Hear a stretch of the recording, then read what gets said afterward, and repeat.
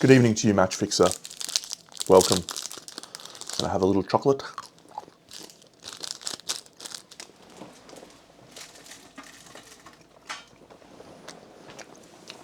Happy Friday indeed, Cam. What a wonderful day it is.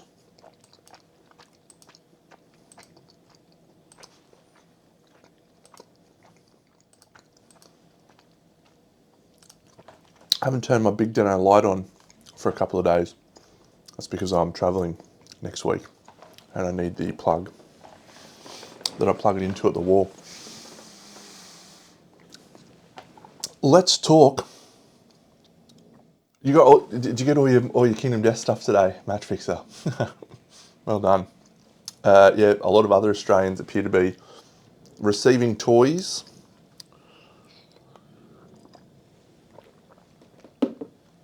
Lots and lots of toys.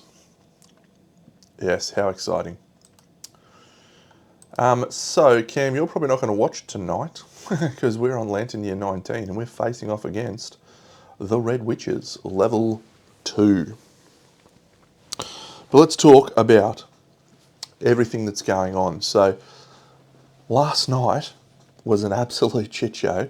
I've made a decision with myself. I'm not going to do 3 Lantern Years. I'm not going to do 3 Lantern Years. You can stay for probably 20 minutes before I get started, mate, if you want. Or don't. I don't really mind. Yeah, and by the end of it was like 5 hours of streaming. I was just cooked, and I missed about 12 things that I needed to do. So I just said, no, that's it. I'm done. No more. And I left all this stuff to do at the start of this episode. So I'm going to go through those one at a time right now. So let's start with Culinary Ingenuity, which is the thing that we triggered thanks to our collective cognition of 46, 47, whatever it is, 46, there we go. Yeah, so Culinary Ingenuity gained the Supreme Cuisine Innovation and the Supreme Stew Meal Gear. This year, departing survivors gained survival up to the survival limit and +2 strength tokens. It's a promising start to this year's Lantern Showdown. Great, so that's Culinary Ingenuity done. We have achieved all of our collective cognition milestones. We're good. Here's Supreme Cuisine. It gives us a maximum survival limit of plus a lot. And we can gain gear card. We can get Fetid Frog Feta and the Screaming Antelope one as well. The next thing we're going to show is Lucid Dreams. So this was the innovation that we selected at the end of the last showdown. Now, we have also got a saviour. So I'll explain that in a second, but we've got Lucid Dreams. So our survival limit has gone up by +5 to 15, which is outrageous. We may do this. I'm going to discuss some of that in a second, but let's talk about the births that we had. So we did 4 kids at the end of the stream. I dealt out the character cards, but we've actually got to deal philosophies to all of it. Yes, it is. So we got Snow the Saviour, the legendary card. It was the first one we flipped live on stream. Amazing. And then this one, which is also from the Survivors of Death, the Sanctimonious, Soloist, which is from Basara, and the Axe, which is from the core one. So great spread, really interesting. Even this Sanctimonious, it's +1 strength. It's not a bad one. It's like, okay, cool, I got +1 strength. Yeah, so there's our 4 characters. So I'll show off those 4 characters because we actually need to provide those 4 characters with philosophies thanks to our Saga innovation that gives us +2 Hunt XP. So because I got one of those saviours, I can actually do Lucid Dream, which is awesome. We've got a saviour in an Ark Survivors campaign. Zumakito's raiding! Oh, maybe I'll show off some models for Zumakito and his crew. Friends, I'm very sorry. I haven't really been streaming much painting recently, but I do have some pictures of my Red Witches. They're not as good as Zoomies. His are in the back of the book and they're literally unreal. I reference them many times. But there's my red witches. And I may have some more stuff. Let's see.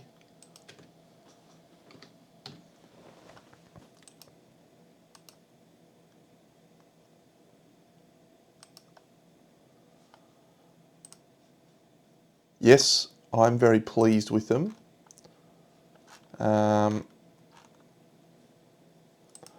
I only took photos of my Aeneas, my Pariah, and my Red Witches. Hello, Jet. Welcome.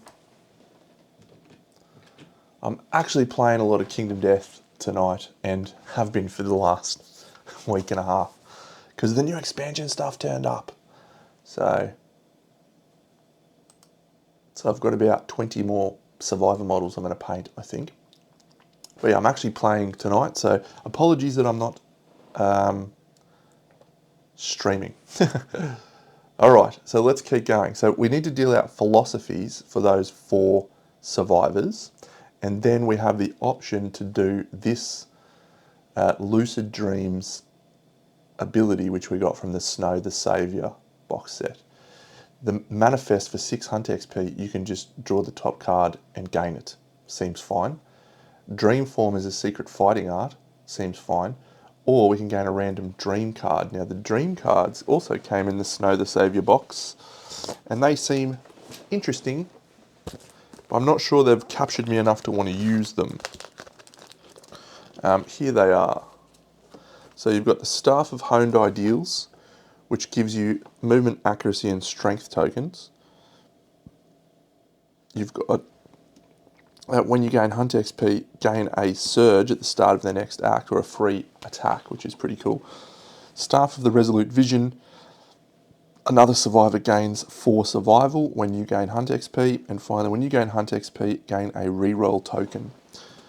Anything that makes Saviours feel more worthwhile is good, I think. But let's deal ourselves out some some philosophies for our 4 survivors that we picked up. So Artichoke is our saviour. Bolognese is the soloist. Carrot is the sanctimonious. And Cucumber is the axe. Cucumber got a +1 strength bonus because we have bed, so pretty good. Yes, so it's all fun. I'm very excited. So let's deal Artichoke. Now we've got a Stoneface Engraver in Taco 1, and I think that might be our only Stoneface Engraver. We lost the other one. Vegemite, no. Yeah, so we just draw 2 of these and we choose 1 to take. So the first one we can choose is Facism. This is for our saviour. Or Survivalism. I'll actually take Survivalism with the saviour, which is cool. Now Survivalism is a very bad one. Oh my god, we can use we could use that ability to just get up to that. We can become divergent. We can be a divergent survivalist. Survivalism. If you reach 12 Hunt XP and have never departed the settlement, proceed to the divergent rank of this book.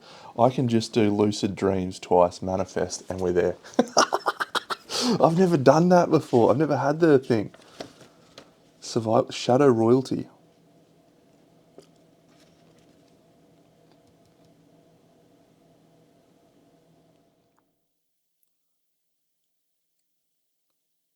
Wow.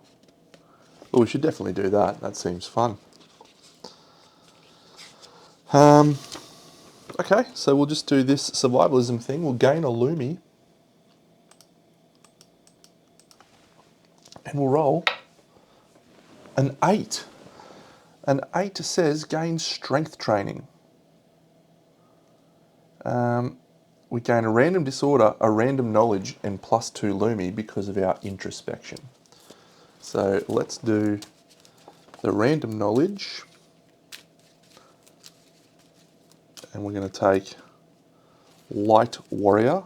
On arrival, gain a death token. She's never going to arrive. So. Yeah, we're not going to take her out into a fight. Light Warrior. And she's also going to gain Strength Training, which we'll need to add to our deck.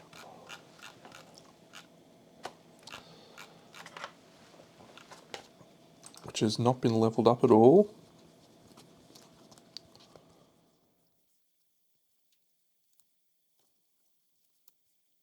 Strength Training, very good. So that is the survivalists thing done. We will be able to gain Shadow Caesar. Very cool. And a random disorder. We'll just roll the disorder here. You have an obsessive fear of imperfection. Cool. Okay, so that's the survivalist. So we're going to do our next survivor on the list.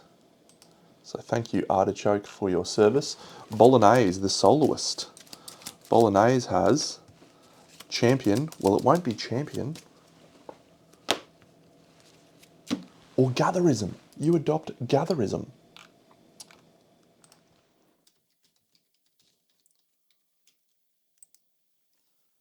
So with our gatherist, and I'll just bring this over here now because I forgot about this, or I didn't forget, all departing survivors gain a +1 accuracy token this year from our gatherism ability, which is cool. So let's roll our dice for that. We roll another 8, gain the Blood Donor Impairment and a +1 luck token the next time you depart. Blood Donor +1 luck next departure. Blood Donor has gained 2 bleeding tokens and a fresh acanthus. That's not bad. And she gains a Lumi. So she has the tenant knowledge of that, which is called invasive. And we've leveled that up to level 3. So that's quite a good tenant knowledge to have.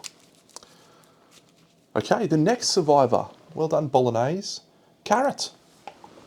Little carrot. And I'll just give out my accuracy tokens for everyone. 1, 1, 1.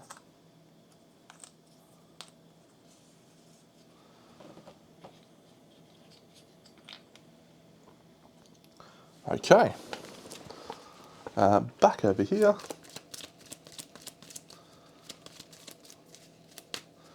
Alright, our first option is champion again. No. Or fascism. Alright, I guess Carrot is a fascist with the sanctimonious. We have a physiognomy and fascism at this level. Where's the rest of me booklets? There.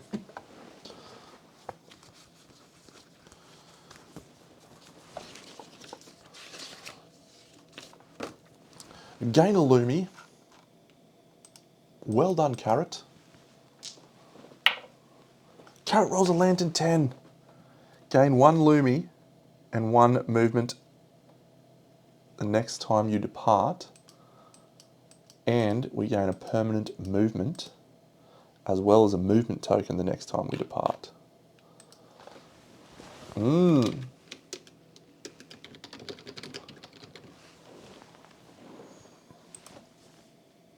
Alright, and our last new survivor is Cucumber with the Axe, which is a cool ability that I like very much.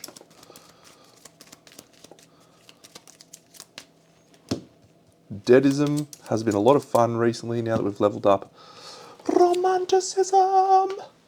Cucumber selects Romanticism. Very, very good.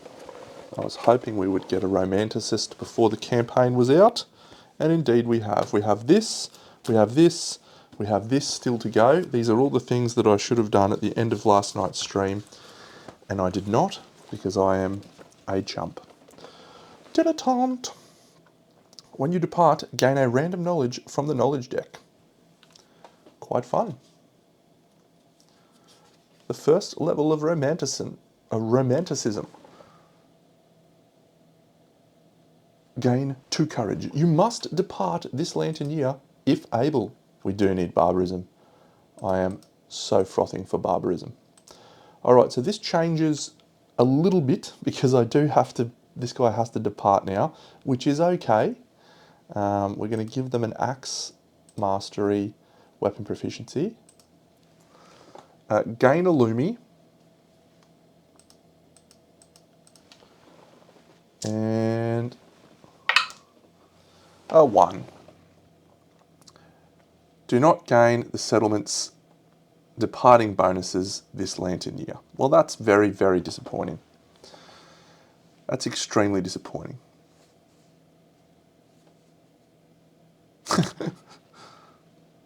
I would have much preferred a 7, 8, 9, 10 there with Fortis Fortuna and +1 permanent evasion. But it is okay. So that guy has to depart.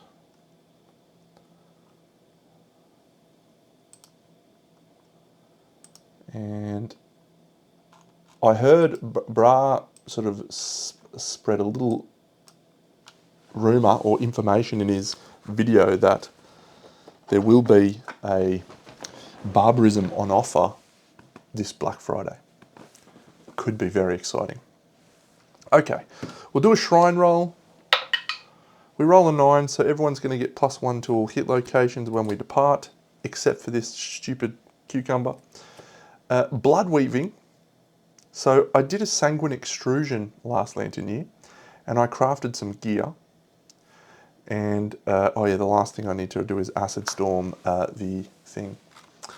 Durandal. I was going to make Durandal. No, it was always going to happen, mate. It was always going to happen. Okay, so with the sanguine extrusion, we actually crafted some black and red armour. We have a black and red cuirass and a black and red tonlet, and we've put that with our frog dog set. I'm pretty excited for the black and red armour. Pretty excited. We're going to have some cool stuff in this showdown, I think. Some really cool stuff. We've got the Sword of Doom, and we've also got this Earl set that we are 1 piece away from completing, which is the Earl Boots. We ran out of iron. So the Earl Boots is the last piece we need for that set. Okay, so who do I go with now? Because our romanticist has to depart. Yeah, am I going to have to...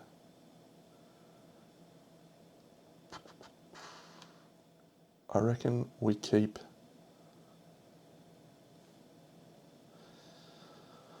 Oh, do we keep Silk and Tofu back in the thing? Or do we ditch Vegemite? No, I think we'll leave Silk and Tofu. We don't need the Axe Mastery thing. Yeah, let's go this way. Cucumber is going to wear this Speaker Frog set Satiated. There we go. So 1 luck, 2 evasion. Oh, he's not going to get any of these. That's very annoying, Deno. Very annoying. Why did you roll so bad on that roll? Okay, so we also made the Stampede Glaive. I'm about to make Durandal, which is a seed pattern. Let's have a look at Durandal. I'm gonna do this too. I reckon we material manifest and draw the top card of the thing. So we're just going to gain 6 Hunt XP on our saviour. Oh, so good. Artichoke goes to 8 Hunt XP. 1, 2, 3, 4, 5, 6, 7, 8. That's 10, Deno. Great. So that's really fun. Really fun. We gain nightmare training. We add that to our settlements progression. All right, so the next thing that I need to do is look at Durandal. So we got this the other day, and I was like, well, I don't think I'll ever make that. Oh, it's 2 iron, that's right, I can't make it. I have everything else except for the 2 iron. Because I've got the frog doggles, no, they're not an other. I've got the moonwolf charm, which we can ditch. I've got 1 leather, I just need 2 iron. Man, maybe I'm better off not making the Earl Tassets or whatever, just so like the Earl Jawguard, just so I can make this. Let's have a look at the weapon. Because last showdown, we had a guy regurgitated, we have a blacksmith, we got the saviour, we've got the Moonwolf charm. Yeah, it's just like a confluence of events that is hard to pass up. So let's have a look at Durandal. If it's a club, I reckon we've got to make it. I don't know if it's a club, I think it's a sword actually.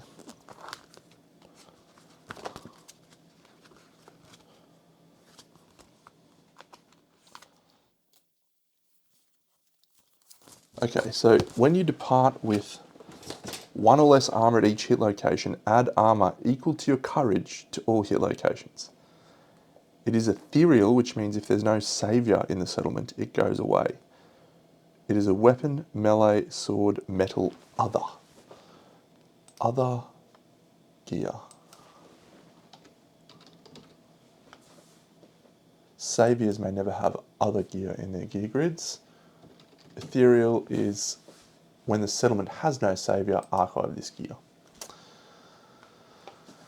I'm not going to hunt any more antelopes, so it's now or never. Now or never. And the Earl raiment that I made was 2 iron and 2 leather, so I could give that up and go back to the... Oh, I could maybe go the black and red cuirass, maybe? Yeah, okay. We're doing it. I'm going to make that sword. So I'll just ditch the gear. I'll go back to the pattern gear. So we're going to lose the Earl raiment, which is a shame. But we're going to gain the resources back, which is 2 leather and 2 iron. And then we will craft with the pattern, seed pattern gear, Durandal. That is great. So the Moonwolf charm is gone. We've crafted Durandal. We still have to craft 2 pieces of the Earl raiment now. Acid Storm is good. Durandal, how fun's that? That's another item I've never crafted before. Now, who's best to use that? That's the question. That is the question. Okay, so this we can do pretty much no problems. We just need a central chest piece. What about if we use this instead, Dano?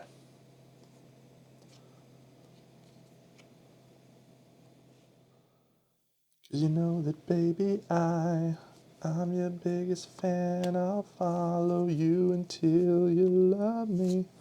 Paparazzi. Baby, you'll be famous. Chase you down until you love me. I don't need the +2 movement. That was just going to be a nice little bonus. So that is not too bad. We've got to bring the frog vest back now from the...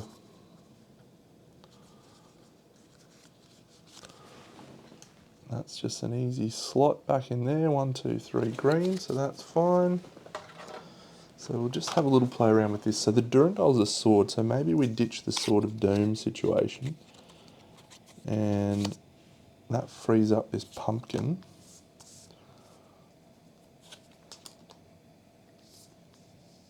So there's our 3 greens. Durandal can get a red down here. We got a shield. The Sword of Doom is tremendous fun, but keep it out for this. That doesn't have irreplaceable, so we don't have to worry about that. That means I can... Oh, maybe I should bring this back now. This first aid kit. Because then our Romanticist is going to gain survival when they arrive. Sickle's no good. Red Cloak's no good. Bandages. I don't recall getting a lot of bleeding tokens, but could be alright. So we'll bring the fish back, I think.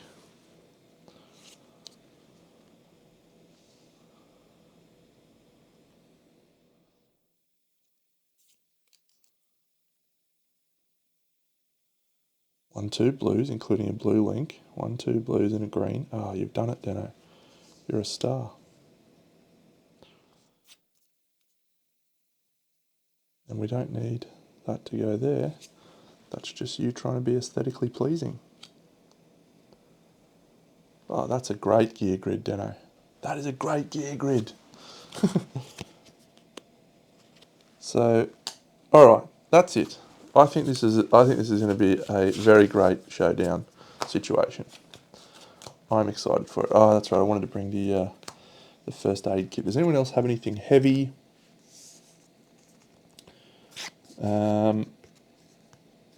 No other heavy gear. We've already had cracks in the ground, so it's unlikely to happen again. I think, yeah, I'll just put it here. Yep. That is excellent fun.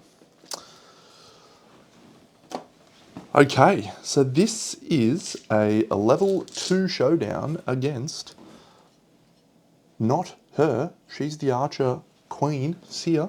We don't face her. Instead, we face Nico and Brawl. I'm going to open up the page now, my friend Cam, so if you would like to have 0 spoilers, mate, now is the time to disappear. And we can talk about barbarism another time.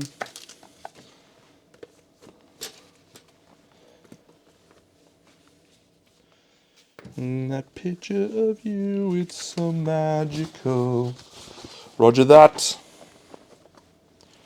We'd be so fantastical.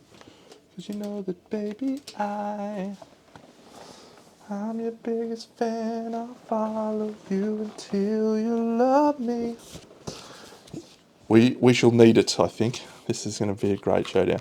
Hey, if anyone's still here from Zoomies stream, here's his models he painted at the back of the Red Witch book. How awesome is that? These are the preeminent versions of this game, of these figures. What an animal he is. Okay, Showdown, Brawl and Nico. I have not even looked at this page before. So, 2 toppled pillars.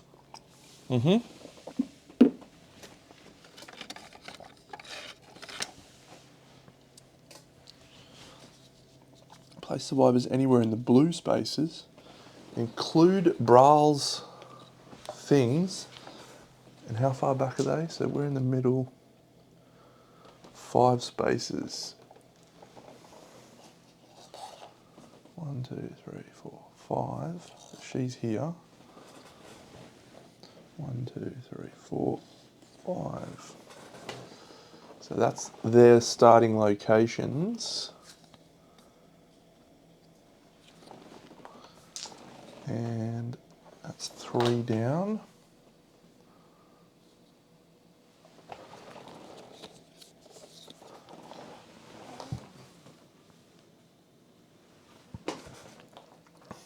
Very good.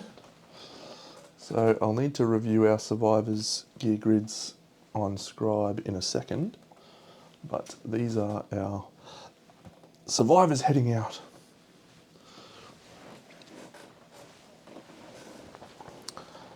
We include Braille's things.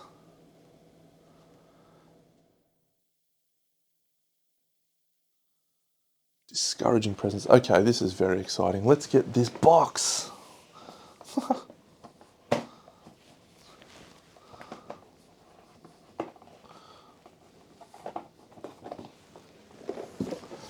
The red box of doom. I have to do it this way.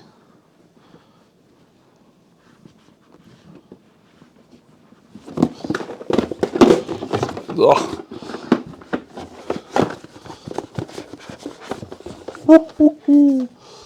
Green, baby.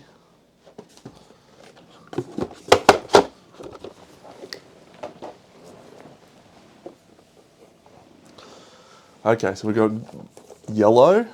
Excellent. All the hit locations and everything's mixed up. Excellent. So I haven't really thought about how best to do these, so that's a shame. Okay, blood fountain survivor status, we keep that off to the side. We'll use this in this one. And that's her hit locations that were not included before. Discouraging presence is new, so we'll read that in a second.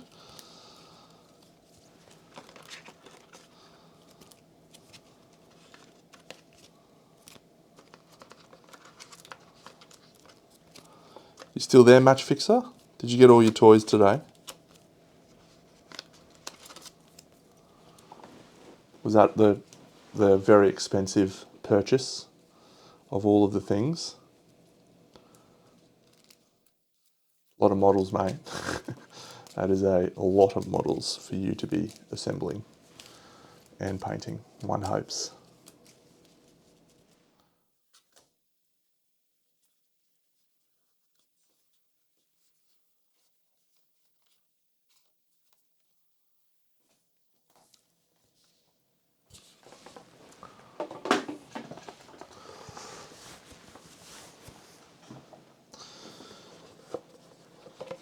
I have absolutely nothing but love and joy for this game, so I'm not gonna say don't do it.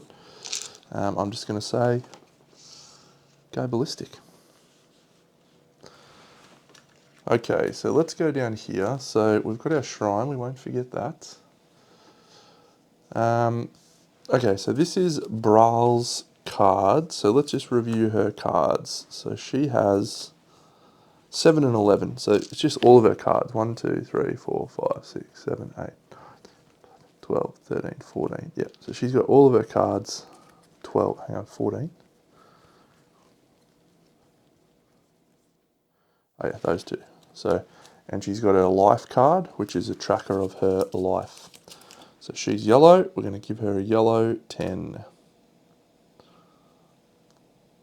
That is her health. Roger.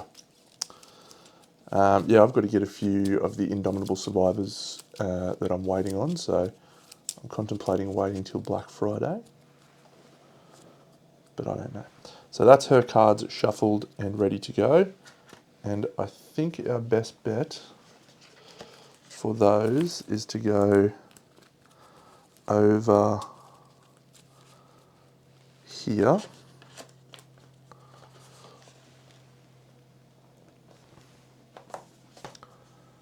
And maybe that'll just have to be fine. I don't know. All right, so let's have a look at Nico's card, and I'll put her health tracker up here.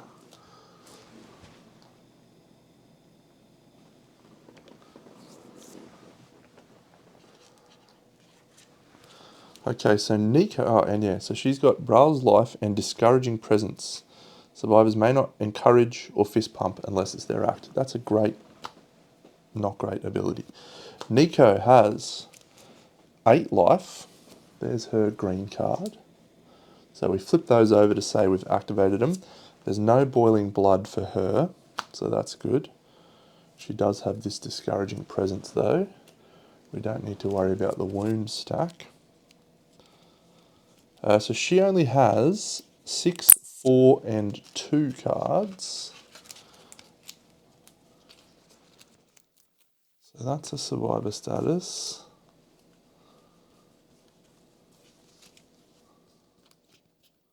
Okay, so Witching Cloak, Red Initiate, and Nico's Life. So I'll show off these new ones.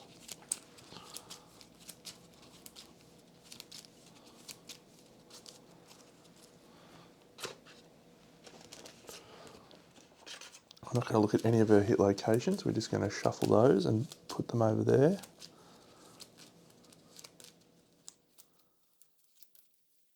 Yeah, as much as I love the concept of these 3 stacks, for a solo player attempting to play this on a stream, a live stream, that is proving a little challenging. So maybe we go there.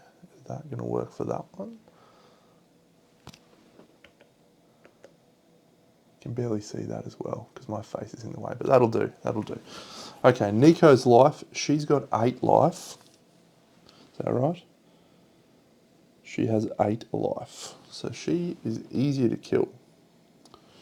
She has a rule called Red Initiate and Witching Cloak. So let's look at those on the zoom camera. Red Initiate, it's a minion. Reward, remove 1 of your bleeding tokens and gain a red thread. Toughness 13, movement 5.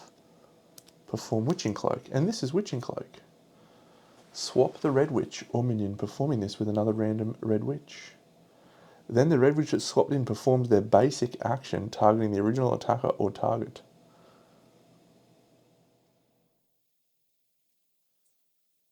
Cool. Swap the Red Witch or minion. That's awesome. All right.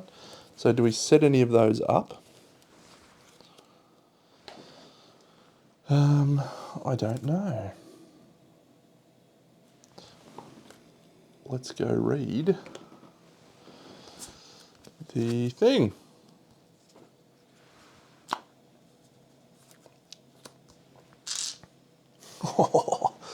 All right, 2 place braille. That's fine. So now I'll go read the start of the book where we talk about multiple fighters, multiple Red Witches, start turn, draw AIs, end turn. Multi-monster line of sights, never blocked. Red Witch's life, very good. Bra or Nico are defeated. As described on their life trait, they retreat. A Red Initiate takes their place.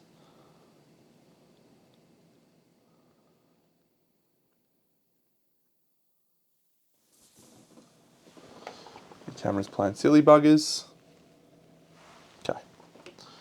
Let's just get started, eh? Let's just try our best and see what we can do. The survivors are defending their home. They go first. That is us.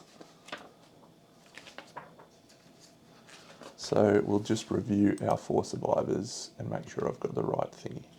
So departing, we have Cucumber, our wandering wanderlust. Let's do Vegemite first. So Vegemite is going to switch out the Sword of Doom. It doesn't matter, but we are going to add Durandal, which is a seed pattern. Everything else is correct. We are not clothed and satiated. We are actually a leather armor. We gain 2 evasion, we gain 2 survival, we gain 2 insanity. And that is that.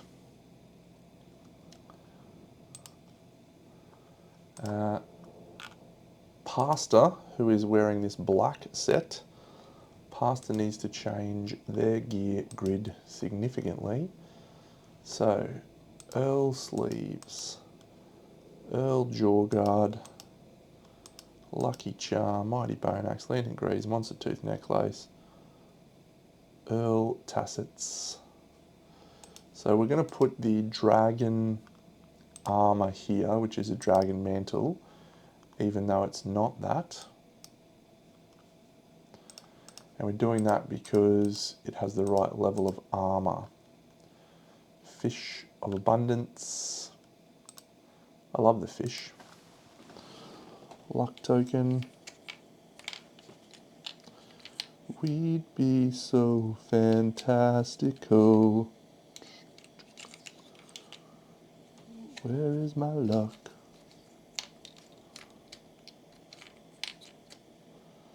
Cause you know that baby I'm your biggest fan. Where's my luck tokens? There they are. Put a movement one in the wrong spot. Luck token's got the gambler. So that is a satiated set. It's getting +2 strength from the monster tooth necklace. It's getting +2 movement from the lantern greaves. It's getting 1 accuracy, no, because we don't have the necklace thing. It's getting no extra evasion, but it's getting 2 luck. On departure, it's getting 3 survival, no insanity,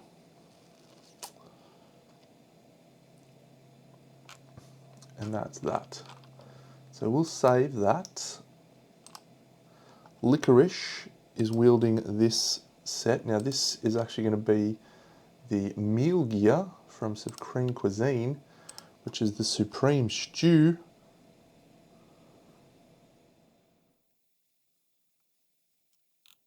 That has +4 strength. 1, 2, 3, 4. We've got 2 evasion from Monster Grease. We've got 3 insanity when we arrive at the Showdown.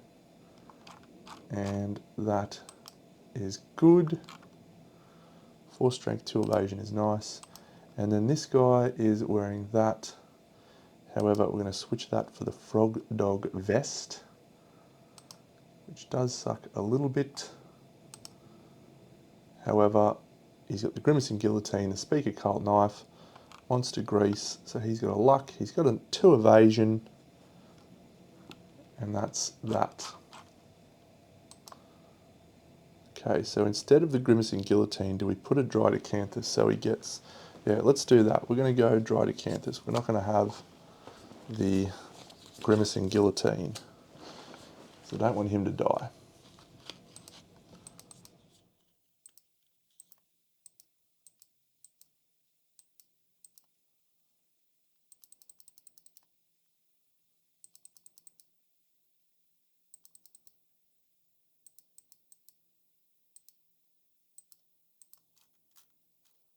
Save.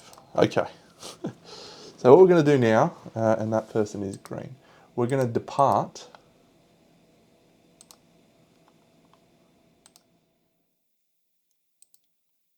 And then we're going to have to fix a number of things. So let's do that. So we're going to apply arrival bonuses. Cucumber is only getting 2, so he'll be down to 3 survival. However, he then gets 3 when he arrives at the Showdown. So Cucumber is right there. We're also going to give him 1 armor to all hit locations. Very good. He doesn't get any of the strength buffs, but we have to give him a knowledge, so we'll do that. Licorice has 13. When she arrives at the Showdown, she's going to get 1, 2, 3 survival, so she's at max. 1 to all hit locations, and that's it. She'll spend 2 tenacity tokens, I suppose. No facism there. Pasta, Evermore, Blackheart. So Pasta on arrival gains a strength token. That reminds me, so we've got to give her 1 accuracy and then 1, 2 strength. Then we've got to give her 1 accuracy, 1, 2, 3 strength, and that is delightful. She's got Death Poet and she's got Blackheart, so she gets... she has to depart with consumable gear, which is the fish, which is great. If you do not depart, lose all survival and insanity, that's fine.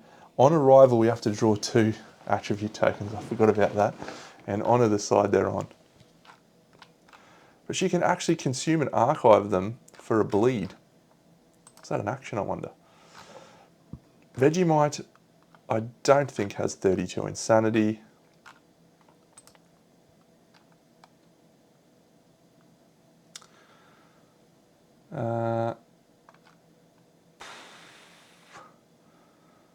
Insanity increased to 3. Yeah. So it's not 32, it's just 5.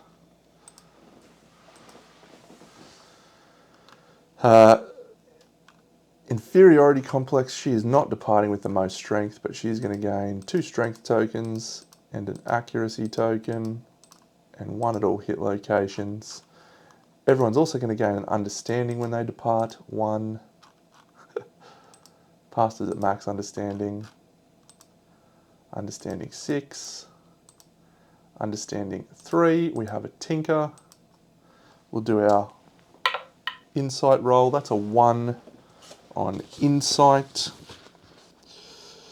Settlement phase, triumph, epiphany. If you innovate this lantern year, draw +1 card. So that's fun. So I think that's everything.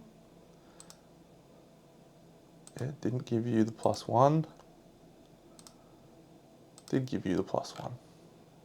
Okay, we need a random knowledge card for our romanticist, and then we can start this showdown. What a crazy lantern year to start with. I've been streaming for 45 minutes and I have not had a single fight. That is outrageous. Oh, and I also need to get the luck tokens. Okay, so our romanticist gains this knowledge, and it is frog kick. You have feet of fury.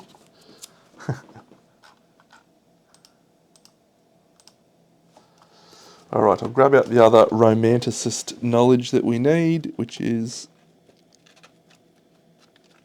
the dilettante, or whatever it's called.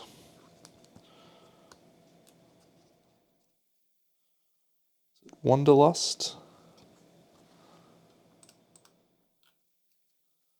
Wanderlust 1.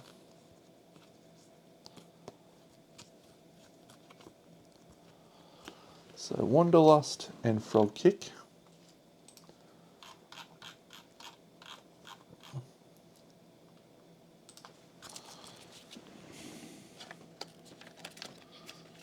Excellent. All right, and then we will go through and give out everyone else's things. We're going first. Death Poet and Evermore and Tenacity. Tenacity, Death Poet. We need Blackheart.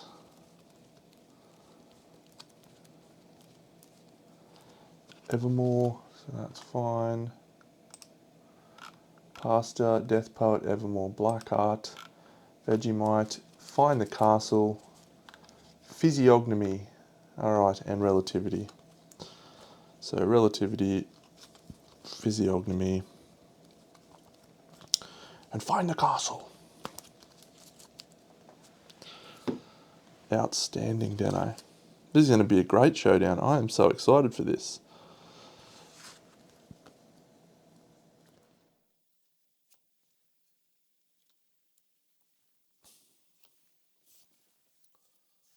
So the shrine's done. So the last thing we're going to do, I'm going to line up these tokens. 1, 2,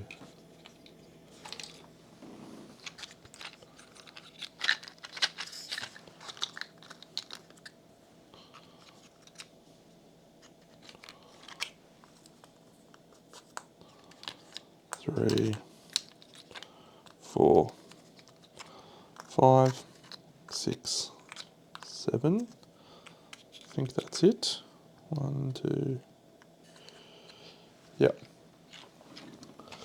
So these tokens, we're just going to line them up. 1, 2, 3, 4, 5, 6, 7, 8. So we are going to roll D8 and grab out a random token.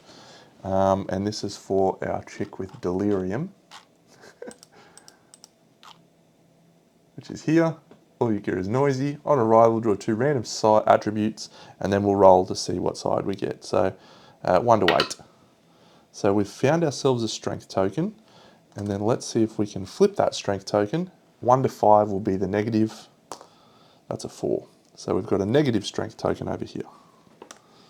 And then the next one, strength will remain an 8. It's a lantern 10, re-roll into a 3. 1, 2, 3, that's a speed token. Is it a positive?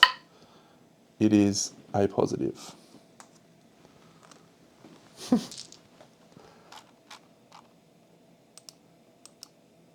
One positive, 1 negative. Ferrous feed.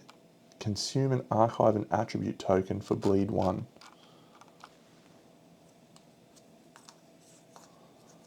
I wonder if that was in the pariah. Just want to look at that, because if we can archive the strength token, is it an action?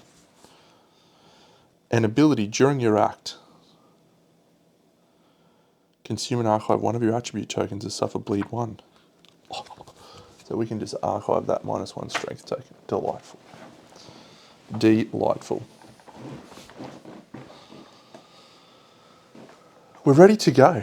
We're ready to start our showdown. And there we are. What a delightful turn of events. Maybe I can just get us a little bit more other way, Deno.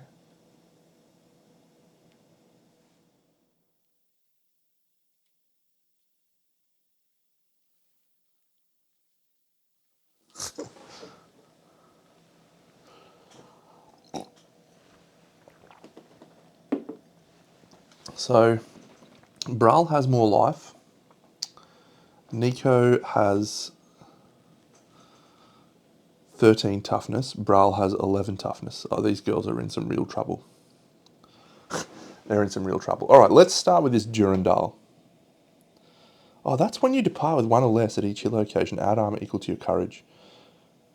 That's actually really interesting. That is a very powerful weapon, because it means you can free up your gear grid and load up on courage. So we want to give that to a high courage survivor.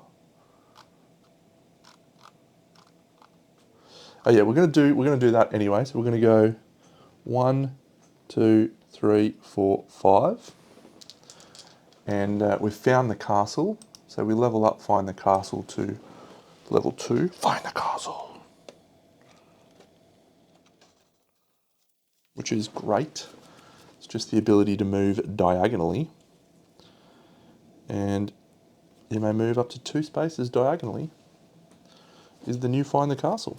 Thank you very much.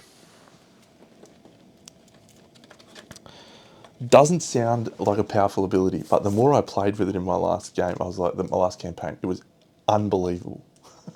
Absolutely unbelievable.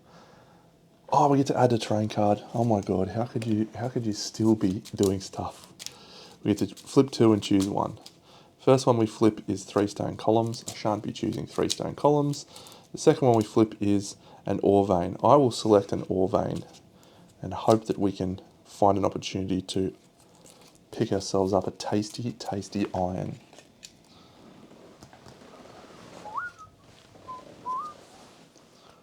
Set up at least 6 spaces from all other terrain. 1, 2, 3, 4, 5, 6. 1, 2, 3, 4, 5, 6. Yep, that's good. Let's do that.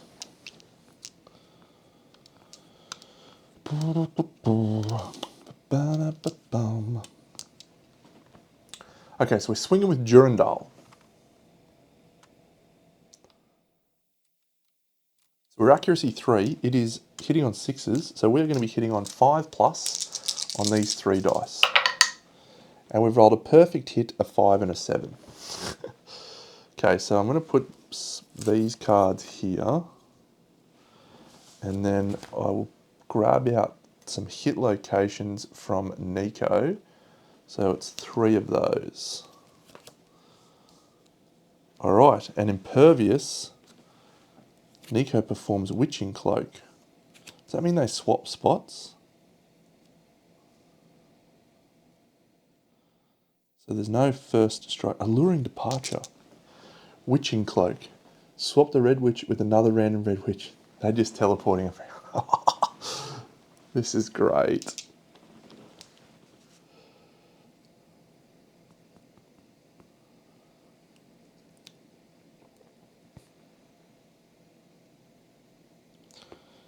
So we do not want a critical, but if we do, worse things have happened. We roll a 9. Fortunately, we do not have a luck. So that's fine. So Vegemite gains a sword proficiency point.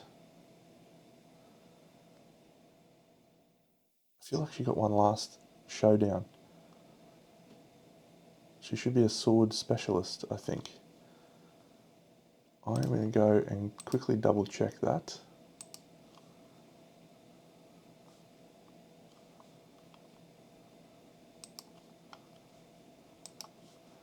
Because that is actually relevant.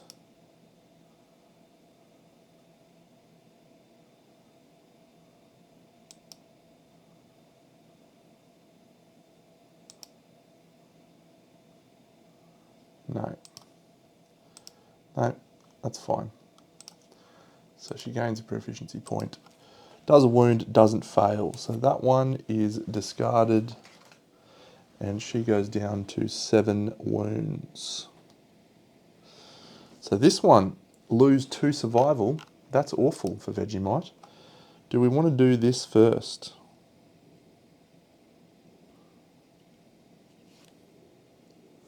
Yes, we do.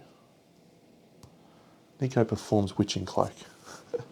So she swaps spots with Brawl.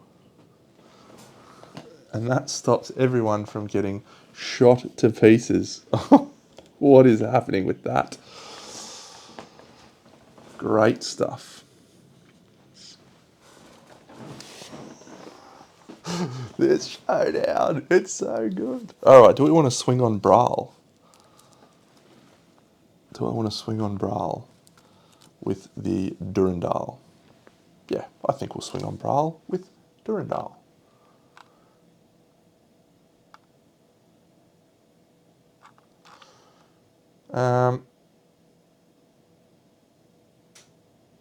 No, actually, we're fine. We're fine. Okay, so we'll mark her done because she only got 3 survival and she never gets any more because she's dead inside. Licorice is going to spend a survival to dash. Now, when Licorice dashes, she gains a speed token on the Stampede Glaive.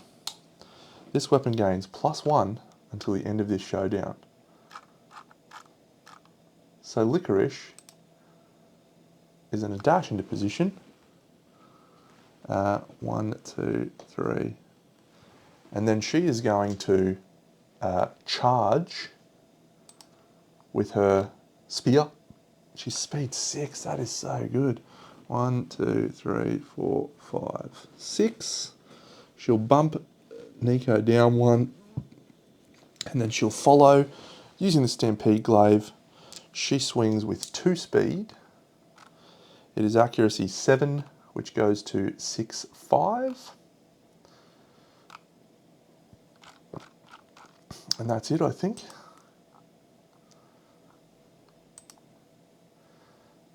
Activate a melee weapon with +2 strength. No worries. That's a 6 and a 7. That's 2 hits. All right.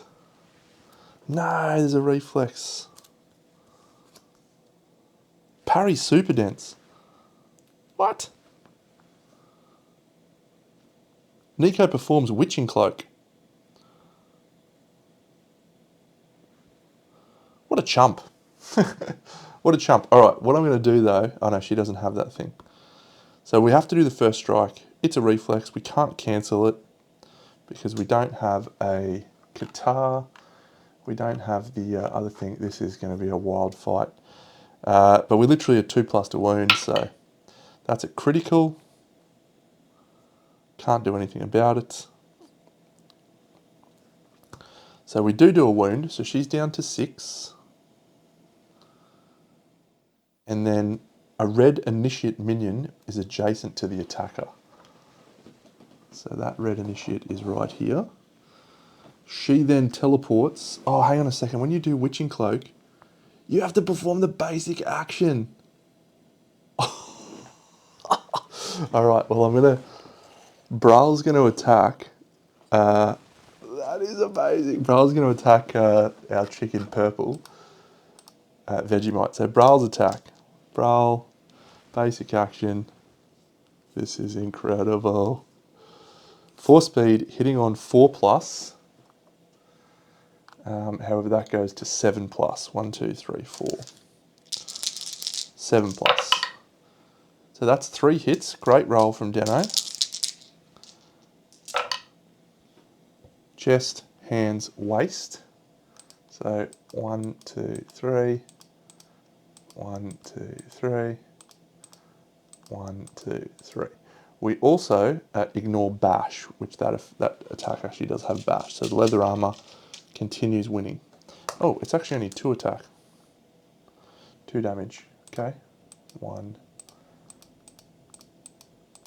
2, 3.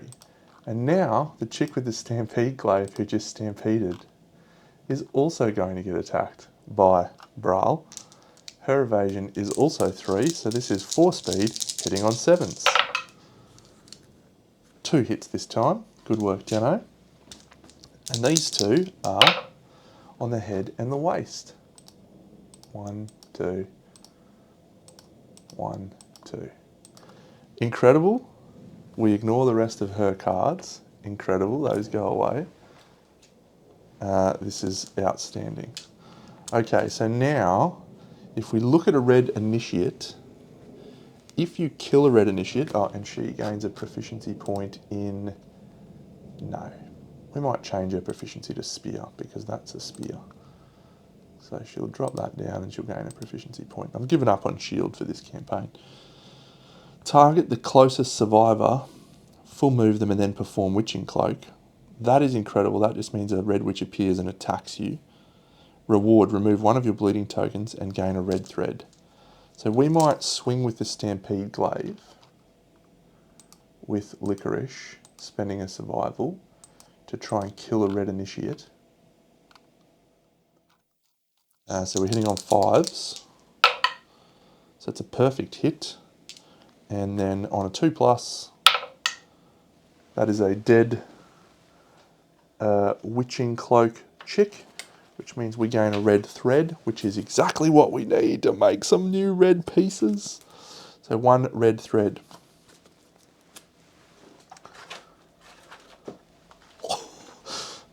I love this showdown. This is an incredible showdown.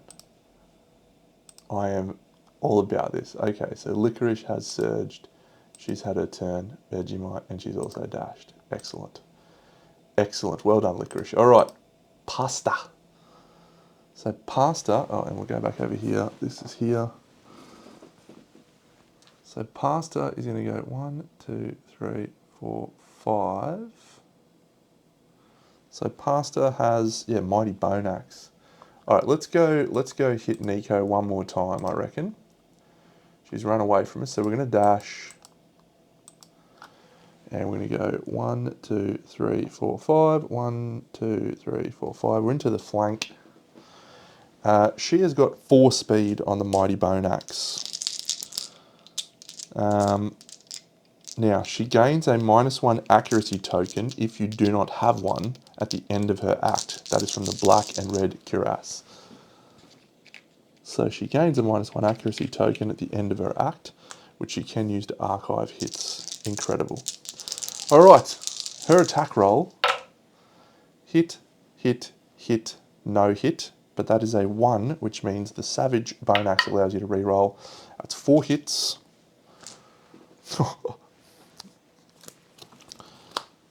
Why are you doing first strikes?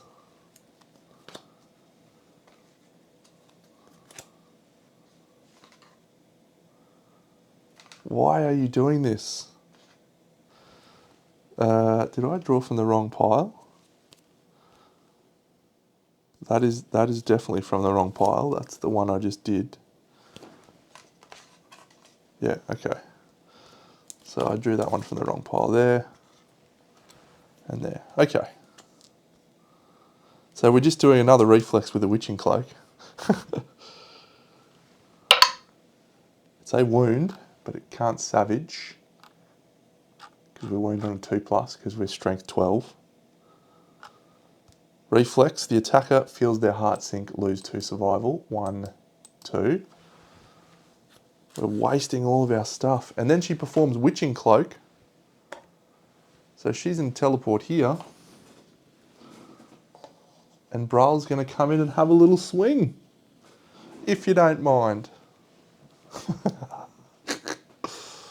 So Braille puts her attack on this chick. We've only got 1 evasion here. Okay, we've got lots of armor though.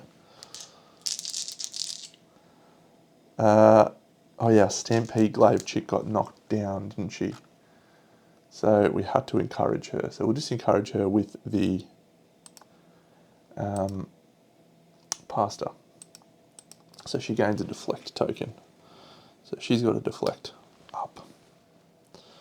When you gain a deflect, yeah. When you encourage, it affects all knockdown survivors. Yeah, sweet. Okay. So much to think about. Alright, so Braille is going to attack here. So Braille misses on just 1. We can't avoid these. We're down to 5 wounds too.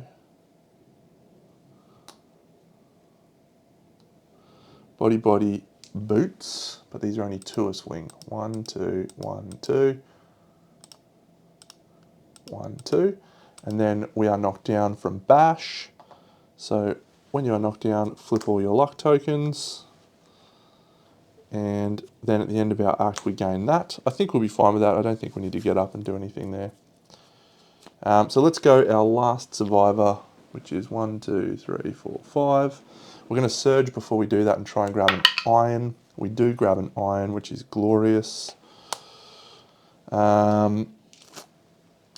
Speaker Cult Knife on Cucumber.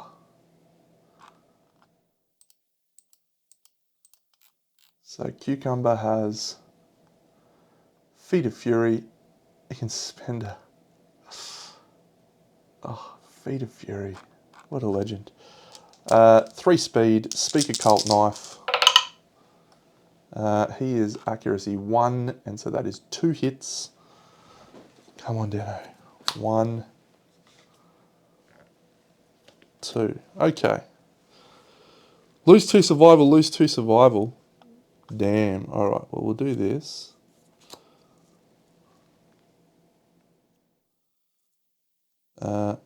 Nico moves 3 spaces away from the attacker, then turns to face them. She is punishing our survival here. Okay, so we suffer the effects of this one, which is lose 2 survival. 1, 2.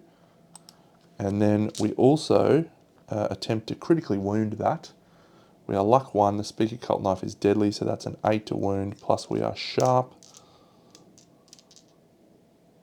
That'd be a great one to critical, Dano. Let's use the lucky blue dice. Oh, it's not a critical, it's a 7. You fucker.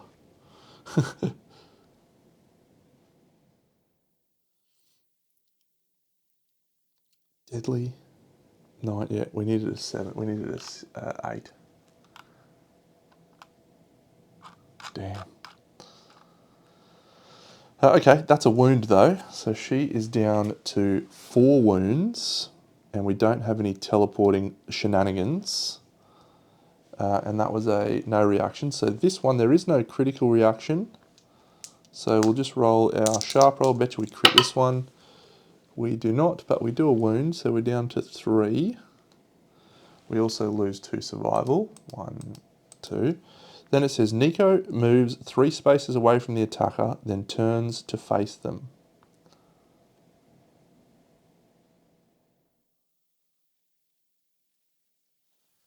So we'll go 1, 2, 3.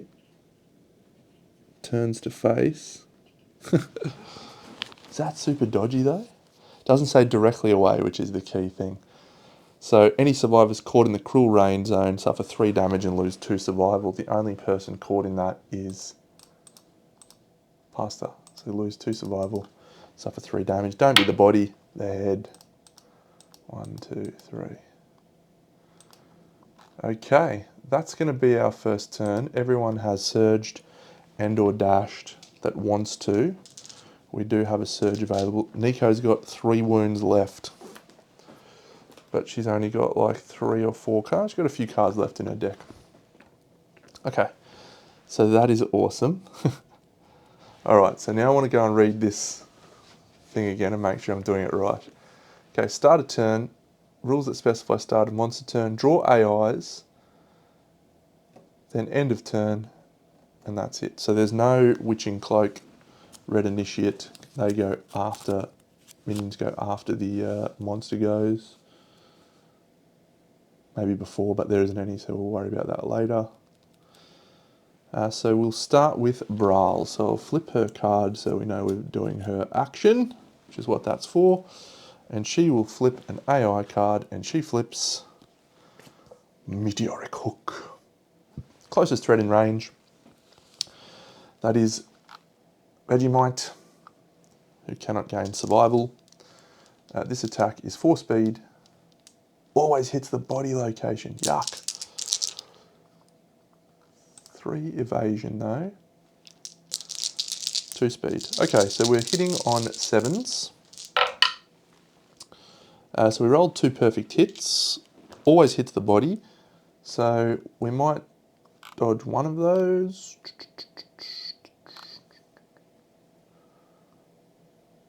We've only got 1 order.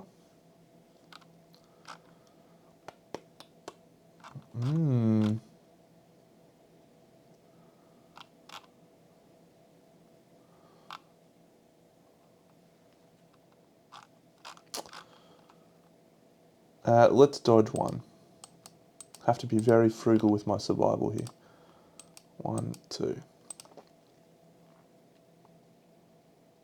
So that is Brawl's Meteoric Hook completed. So now we do Nico, and we'll flip this. Don't have any of these, by the way. Speed tokens, toughness tokens, damage tokens. All right, so Nico has flipped an immobilizing shot. She swaps with Brawl if able. This is an incredible fight.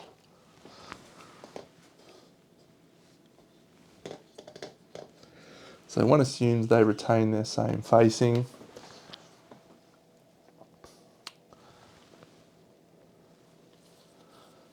Closest knockdown survivor in range. It's Pasta. Body blow. All severe injuries caused by this attack are the collapsed lung.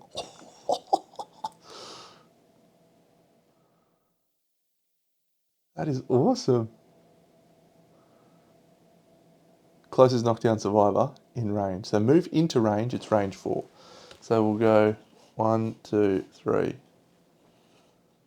1, 2, 3, 4. So we're in range there. I could have jumped up at the... yeah, that's fine.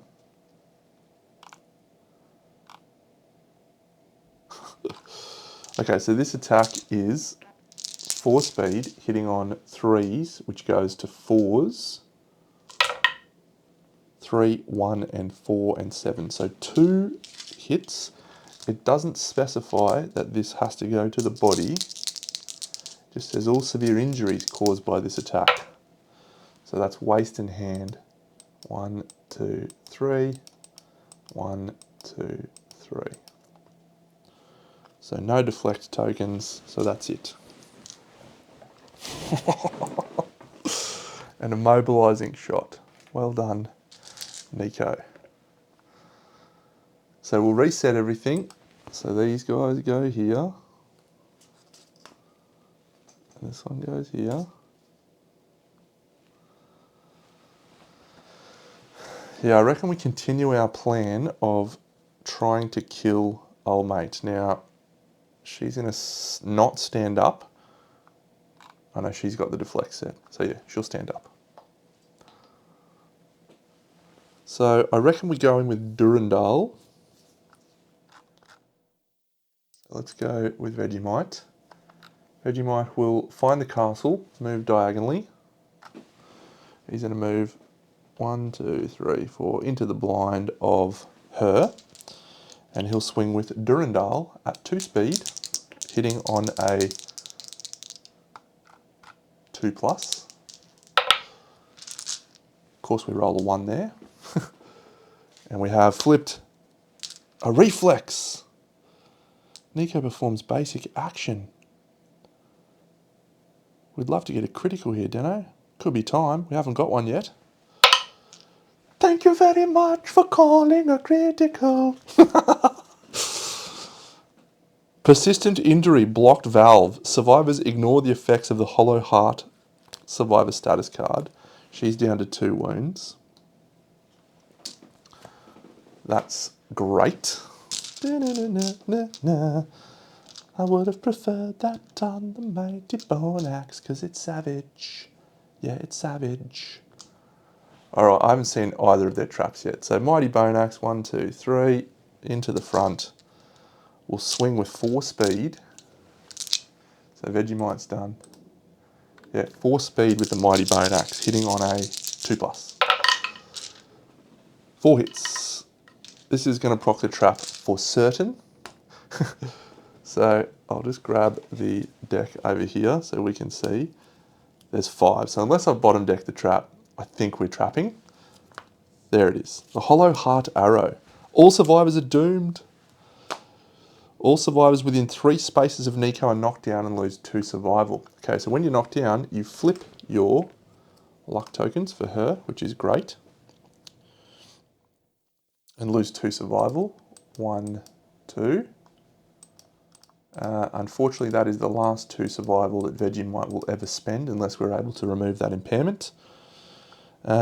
Place Nico 4 spaces away from the attacker, as far from other survivors as possible. She turns to face the attacker. The attacker suffers 5 damage to the body.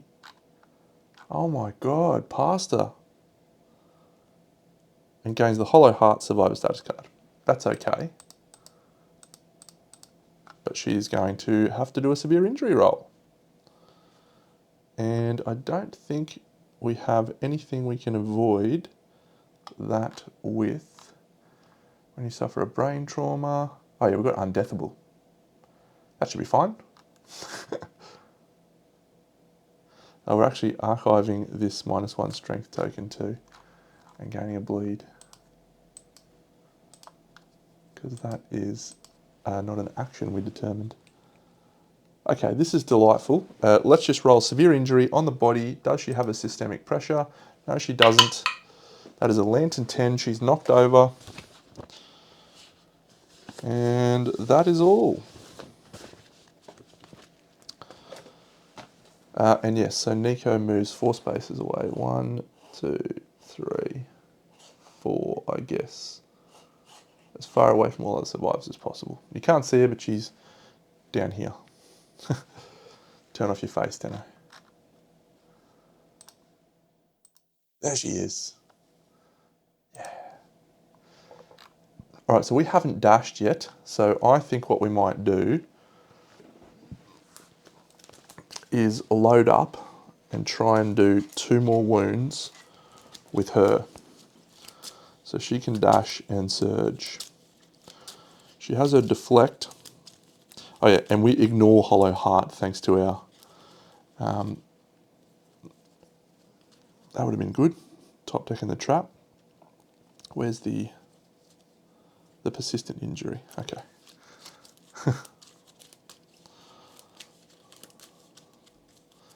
All right. So we're gonna dash into range and surge with the Savage Bone Axe. Once again, hitting on 2s. We've managed 4 hits. So we'll go 1, 2, come on, Dano. 3, that's a parry, we don't care. 4, just don't be one of those first strikes. Yes, all right, so we need to do 2 wounds to kill her. And none of these are first strikes.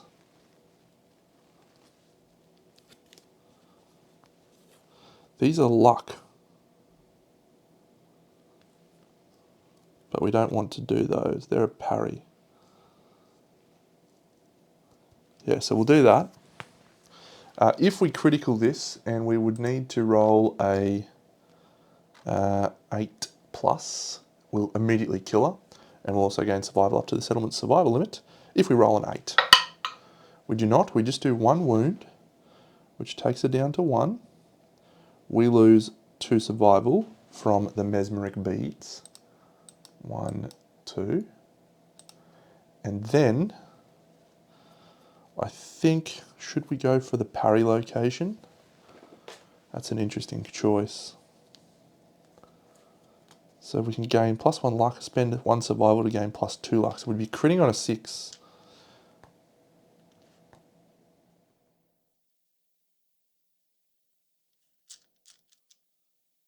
No, we'll just do that one. 2 plus. That is an 8. We would have criticaled. Damn. So we actually kill Nico. And the survivor that kills Nico gets something, I think. Definitely has a proficiency point there. Oh, it's the bow person, isn't it? We wanted someone else to go for that. That's okay. Yeah, the survivor that dealt Nico the killing blow gains the reflexive shooter. Ignore cumbersome on bows is such an amazing ability. Whew.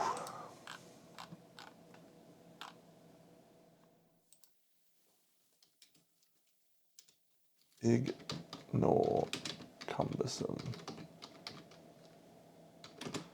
on bows. Okay, so that is her done completely and entirety. She did lose 2 more survival. So that's her done. She surged and dashed. Now she can still encourage. Now when Nico dies, we add a red initiate to the board.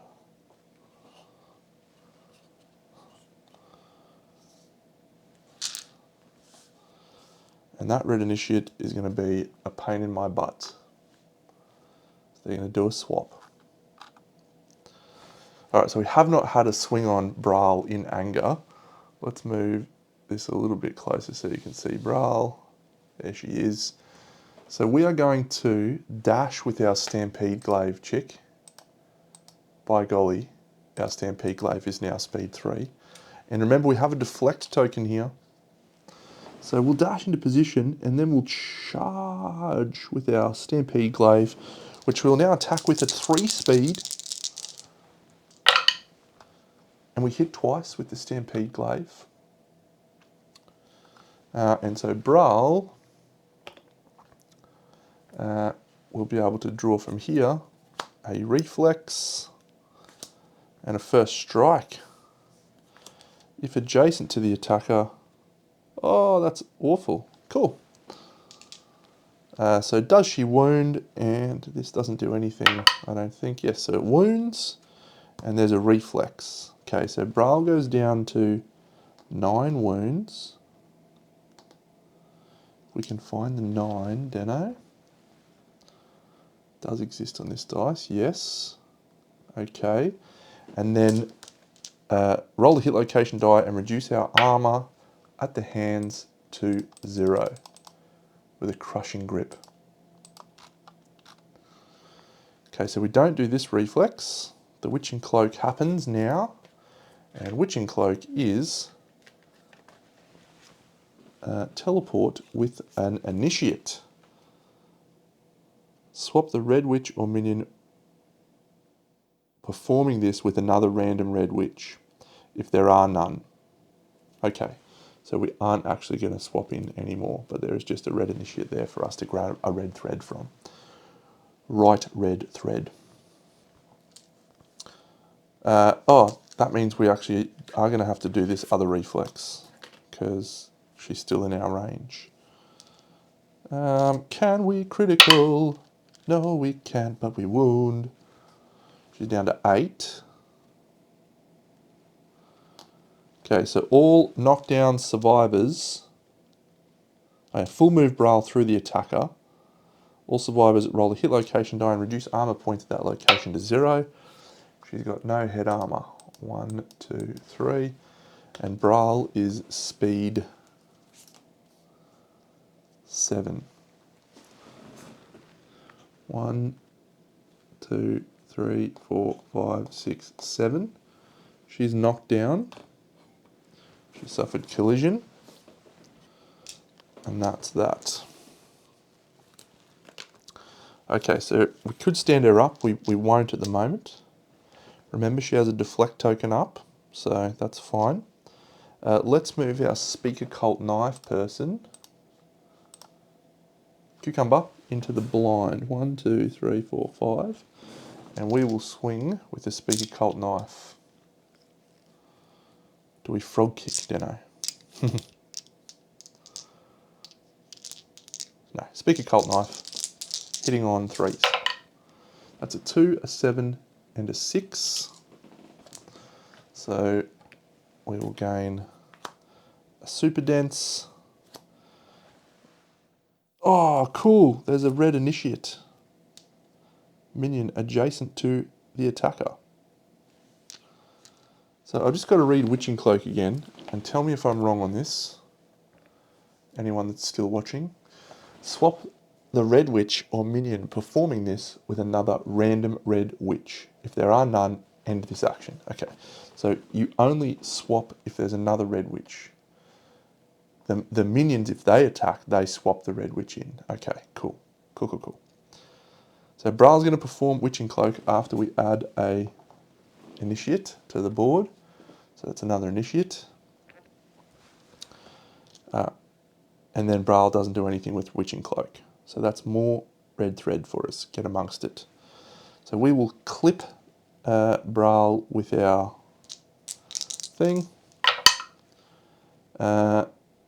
We fail to wound. Very good. And then we'll go again.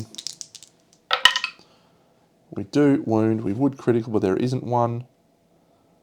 Place Braille adjacent to the attacker on top of many other survivors. The attacker suffers bash and 5 damage to a random hit location. So we're okay there. So that's 5 to the boots. 1, 2, 3, 4, 5. And what we're going to do now is we're going to spend a survival with Pasta to encourage all knockdown survivors. And that will stand up that. And that will gain us a deflect token on both. Deflect. That is because we have all affected survivors are encouraged with the Earl Jaw Guard, and when you encourage, all affected survivors gain a deflect token. Deflect does not reset like block, so that is fine. So I think we might spend, oh yeah, that was a wound, so we're down to 7. We might spend a survival now on that guy to kill that minion. So 3 speed with the cult knife, 9, 10 and 1. So the minion dies on that one. It's a critical. So that minion's defeated and we gain another red thread. Every time I say red thread, it kind of sounds like right said Fred in my head. So I'm like, right said Fred multiple times. Okay, we got an iron and 2 red thread out of this showdown. That is delightful. That's the end of our turn. So I'm going to have to look up minion rules now. Are they in the front of this book? They probably are because there is a minion. And do they go first or last? Minions movement is listed on their card. Minions take the strongest part. At the end of the monster turn, all minions perform their minion action. Great.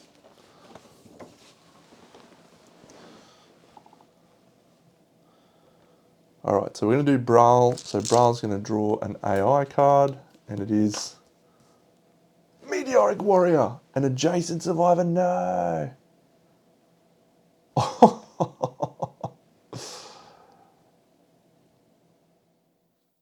Oh, goodness me. We are in some trouble with our Wanderlust frog-kicking adventurer. That is mighty unfortunate for this person. Let's put my face back on so that we can enjoy and commiserate with my face as we get the shit kicked out of us. Man, I was really happy about having a romantic warrior too. I do have Dry Decanthus on him, that's pretty good. Okay, search the AI deck and discard for Bone Crunch, Meteoric Axe Kick, and Meteoric Throw.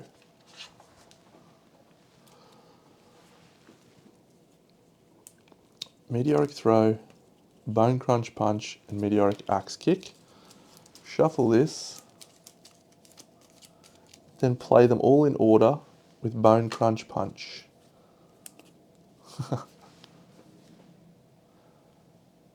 There is no dejected happening. What a shame.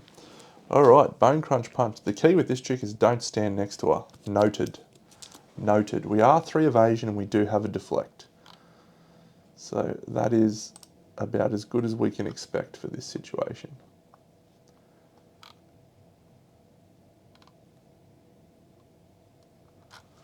Alright, so we have 4 attack hitting on 7s. 7, 5, 5, 3, so that's 1 hit. And that is an after damage bash and knockback 6. Does this say play them on the target?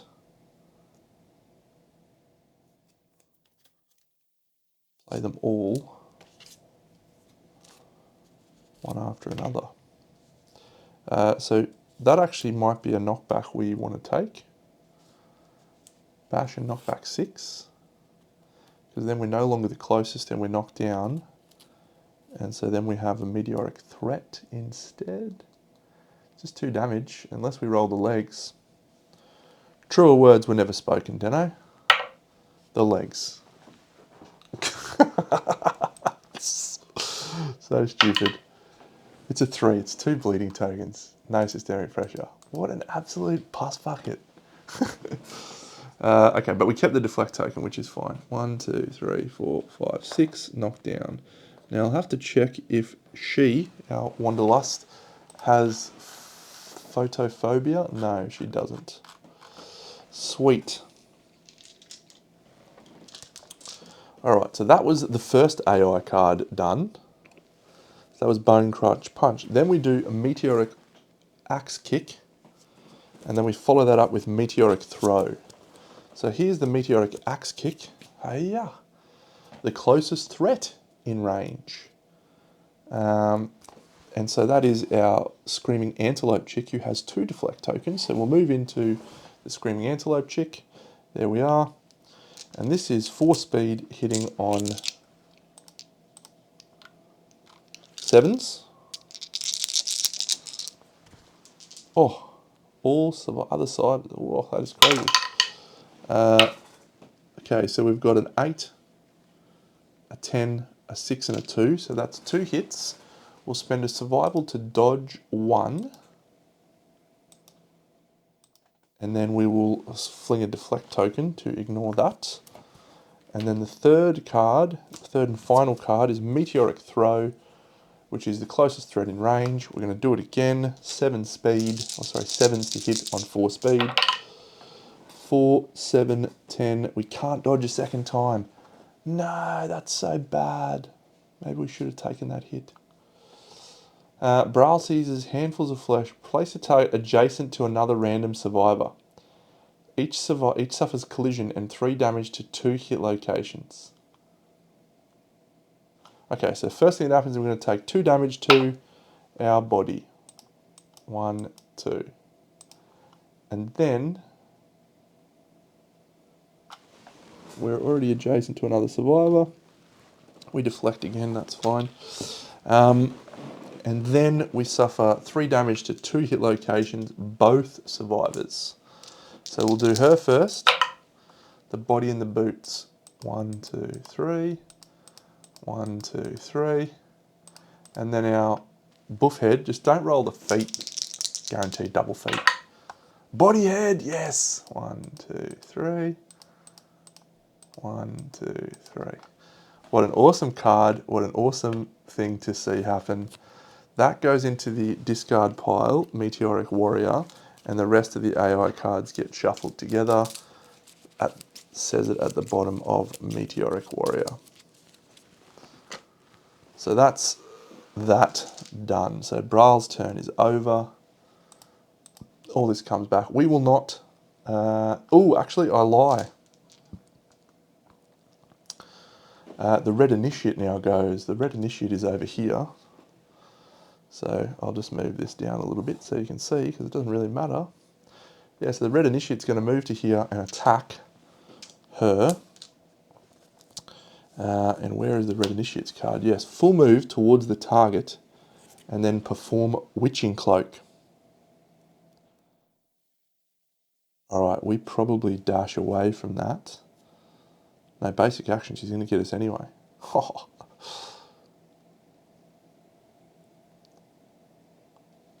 Okay, so Witching Cloak is the red witch that teleports in,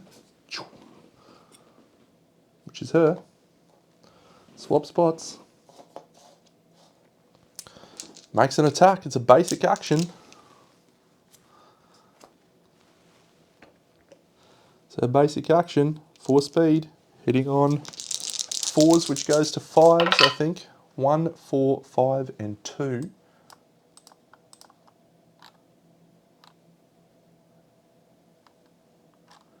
So she's going to suffer bash. 2 damage to the feet. 1, 2. She's knocked down. That's the end of Braal's turn. Okay, awesome. So we're going to stand up with her. We're going to leave the other 2 knocked down. She's going to spend her last survival to encourage those 2 survivors to stand up. So they both gain a deflect token. I love the Earl set. It's very, very cool. Now, she will then attack, because you can only encourage during your act, which I may have forgotten earlier, but that's fine. With the Mighty Bone Axe, 4 speed on Braal. 4 hits. So 1, impervious, 2, fine, 3, super dense, 4. Wound, perform basic action. So that's a fail, we're okay with that. That's impervious. We cannot dodge for the rest of the showdown. We have no survival, so it's worth having a crit at. And then she can just run through us. And then this one will be cancelled. So yeah, so it's anything but. So that's a wound, so she's down to 6. We'll try and critical this. We do. No. Damn. We can't dodge for the rest of the showdown, but that's fine. Can we critical that one? We can't, but we do a wound, so she is down to 5. And then she reflexes, she collides through us. On reflection, that may actually have knocked us down previously. 1, 2, 3, 4, 5, 6, 7. Knocks us down, and we reduce our armor at the legs to 0. Braal is a menace.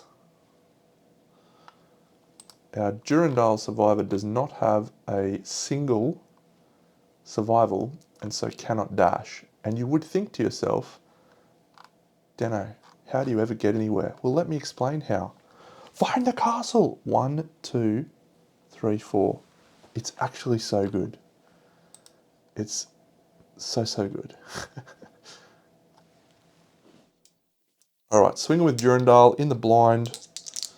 2 speed, hitting on 2s. That's an 8 and a 3. That's 2 hits.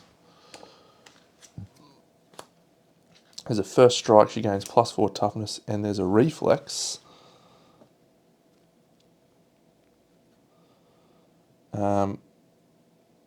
Yep, so we're still wound on a 2+, so I don't, doesn't matter in the slightest.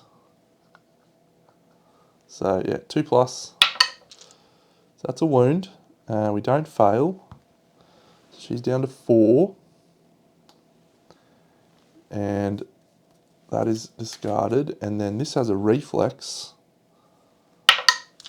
But we wound. The reflex says the attacker gains a bleeding token and a +1 speed token. No, -1 speed token. Okay. -1 speed token. However, down to 3 wounds. Come on, team. Let's do this. Alright, our Speaker Cult Knife guy, he's got no survival left, I don't think. So she's just going to move into the red initiate and attack and get us another red thread. 3 hits. Just needs to knock triple 1s. There's the first one. And that's a wound. So the red initiate is defeated. When you defeat a red initiate, remove 1 of your bleeding tokens and gain red thread. So that's 3 red thread. Oh. Go Deno.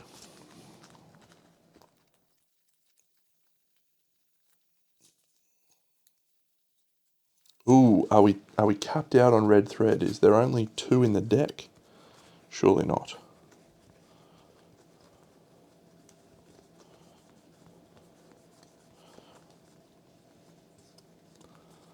No, there's a third. Very good. Is there any more? Doesn't matter because we add the rest to the settlement storage. Yeah. So the max you can gain in a showdown of red thread is 3. Good to know.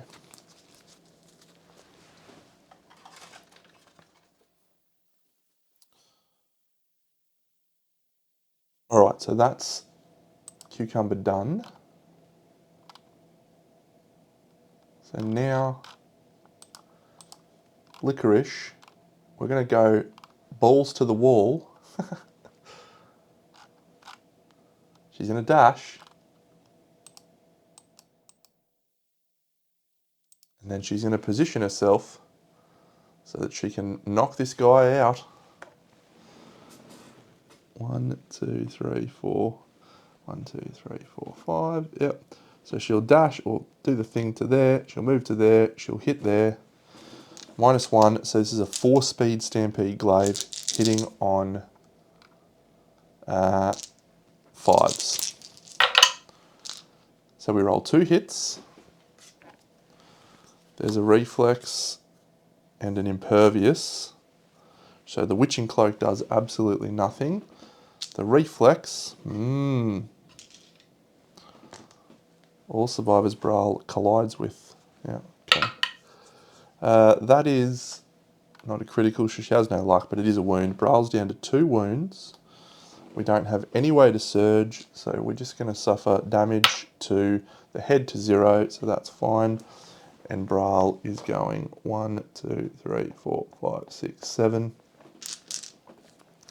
This is probably up there with one of the best fights in the game. If you look at the Black Knight and you look at this and you look at the Frog Dog, these are all really unique fights with cool mechanics, but this one is outstanding. Even just our reactions are quite good to do. So okay, it's her turn. So we're going to flip a card. It is Knuckle Cracking, a random threat. Move and intimidate the target. Okay, so it's a random threat. So as you can see from the board, knockdown, so 1, 2, 3, 4, 5, 6, 7, 8, 9. So it is our Romanticist. Does it say move to the target? Yeah, full move the monster towards the target. 1, 2, 3, 4, 5, 6. Intimidate. If the result is less than our courage of 4, that were a chance. No. Otherwise, gain the priority target token and gain the disorder prey. and set their insanity to 0. Which it already was. It already was.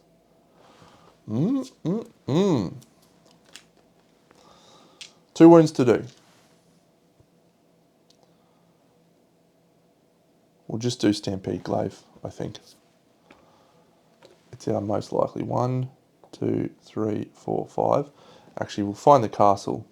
That's a better option. 1, 2, 3, 4, 5.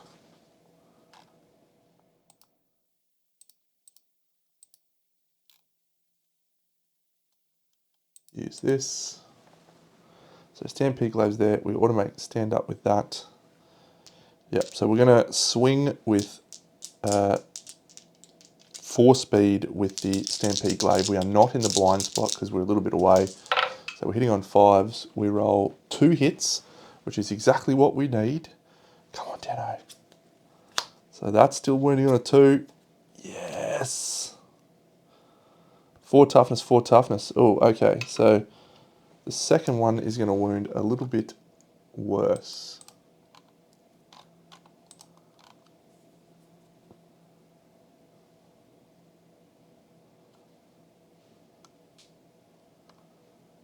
I just realised she's strength 9 because I gave her the mule gear. That's so good. So she's 2 plus because she's 16, followed by 6 plus on the failure. So 2 plus, which is a 2, so we're down to 1 wound. And now I'm going to kill Bra with our own hit dice. No, you idiot. Oh, full move the monster forward. Any survivors in the blitz zone suffer bash and 3 damage to 2 hit locations. I don't have any way to surge because no one is close enough to do anything about that. No one has any survival anyway. We could, during a survival opportunity, spend all leg armor points minimum 1. Oh, you are an idiot, Dano. You are such an idiot. Alright, well, it's 2 hit locations. We're suffering 3 damage. We roll the hands and the head. Okay, so the hands is good. 1, 2, 3. 1, 2. It's a severe injury roll, but we've got our acanthus. We roll a 9 on the head. Shattered jaw. You can no longer encourage. Gain a bleeding token. Yeah, we'll use our acanthus. We won't have that happen to us. I don't like that. 1, 2, 3, 4, 5, 6, 7. Knocked down. Oh, the Stampede Glaive. You've come up short. We're 1 wound down. We're 1 wound away. And there is no way that I can get there this turn. We won't put the Find the Castle chick in hit range. We'll just go there. Okay. Well, we can't do anything about it, so we'll just go 1, 2, 3, 4, 5. She's speed 7, actually. Speed 7. No, she's fine. Okay. So monster's turn. Draws an AI. It is closest threat in range. Unfortunately, it is no good. So, because we attacked with our reach. So we're going to dash with her.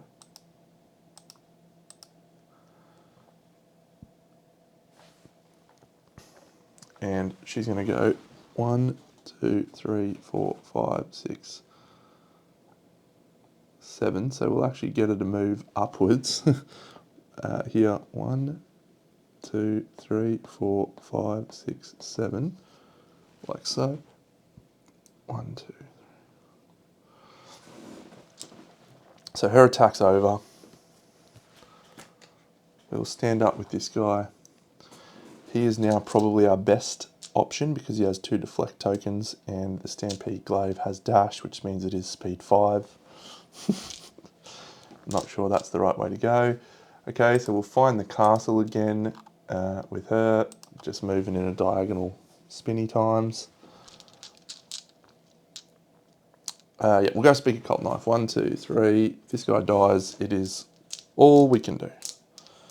3 speed. 2 hits. Come on, Dano. Traps. All survivors are doomed. Adjacent survivors suffer knockback 5 and 3 brain damage. This guy.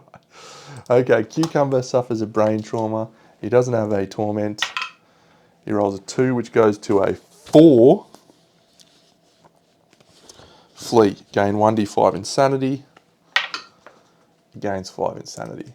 1, 2, 3, 4, 5. Okay. I should say, Cucumber. So she's been knocked over there. Place Braille adjacent to the attacker. Then they gain the Blood Fountain status card.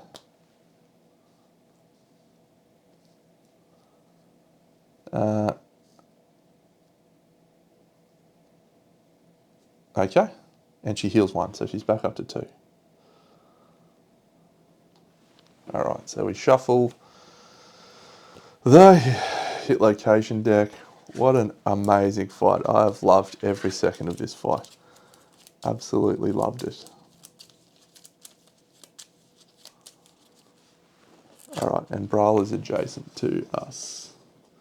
So nothing's going to happen each turn when she would draw AI. You remain knocked down and doomed as long as you have this card. So we just gain a bleeding token. So we'll just move everyone into position. Durandale's just going to walk around. Not Durandale. Find the castle. Going to get close to leveling that up to level 3. That's cool. So we'll go 1, 2, 3, 4, 5. Stampede Glaive 1, 2, 3, 4, 5. No, 1, 2, 3, 4. So that's fine to there. This chick 1, 2, 3, 4, 5. We're going to go again and we're going to let another bleed token. So this is a slight gamble if this doesn't pay off. And find the castle again. And then we're going to push ourselves in with the Stampede Glaive, rolling 5 dice. I actually don't want to go into the blind. I'll go to the side. So we roll 4 hits. If we don't trap, then it's a great decision. Super Dense is fine. Reflex is fine. First strike, performed Witching Cloak. Come on. Alright, so that has to go first. Roll a hit location die and reduce armor to 0. So that's the legs. Doesn't matter. So we do a wound. She's down to 1 wound. So we will do this one, which has a reflex. And as long as we don't roll a 1, which we do not, victory. Defeated. The Earl set is so good. I love the Earl set, but my goodness, what about that Showdown?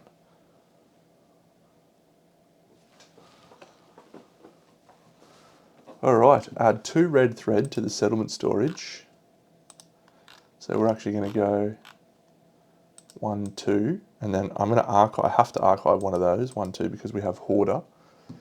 And each victorious survivor rolls 1d10 on a 6+. They gain them Thrill Seeker Fighting Art. So the first guy, yes. The second guy, yes. The third guy, no. The fourth guy, yes. So the first guy avoiding it, yes. Second guy avoiding it, yes. Third guy avoiding it, no. So that is the person with already a systemic pressure and torment, which is Vegemite. So we'll gain a torment. And everyone else gains a Lumi, Pasta, and this guy gains a Lumi.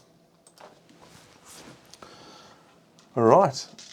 If we have Bloodletting, any survivor that is endeavours in Bloodletting may gain a permanent evasion. We do not have Bloodletting, I don't think.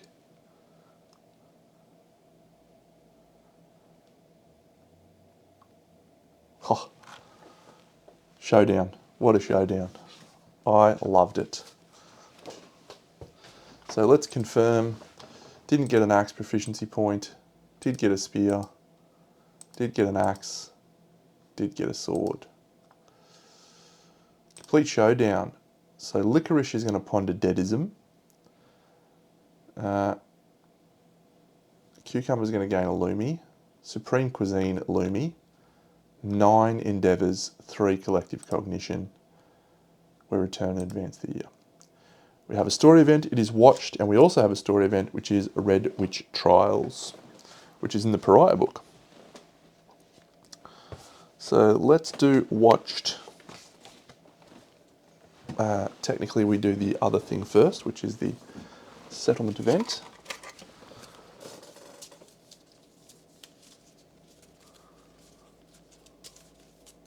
Alright, I am just going to roll a dice.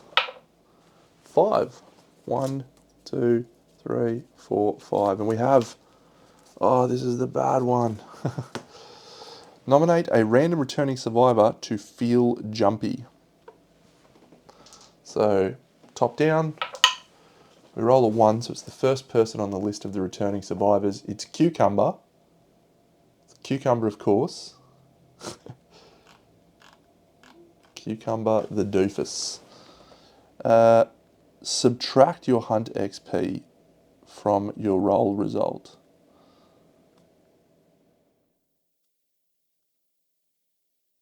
Art and in education endeavours cost survivors twice as many endeavours to use. Alright, we roll a 5 and we reduce our hunt XP by 3, so that is down to a 2, which is you die, your face frozen in a massive toothy grin.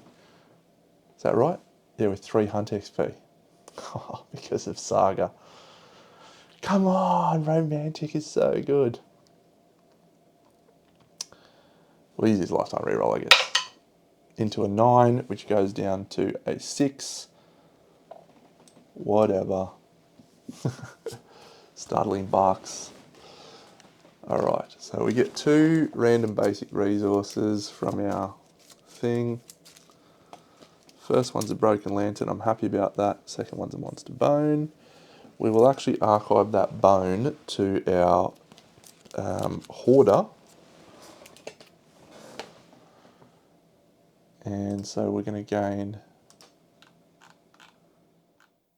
another red thread for 5, an iron, and a broken lantern. 3 scraps, good. Alright. That is a promising start to this situation, except for our romanticist losing his lifetime reroll. That was less promising. Watched. What could it be?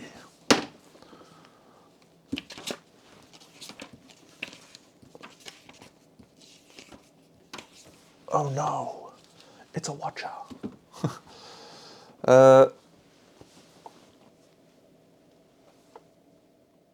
Our romantic response, we gain the final fighting art innovation. Final fighting art. And I forget what that does, but I think it gives us, we can take a resource of our choice, maybe.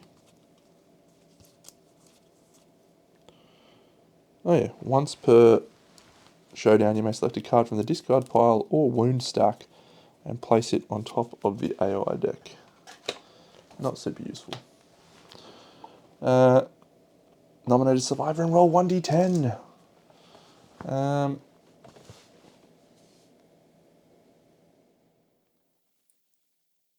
We'll nominate one of our nuffies.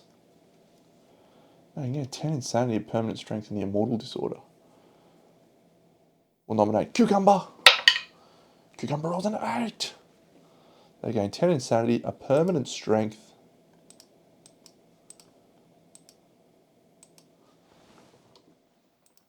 and the immortal disorder.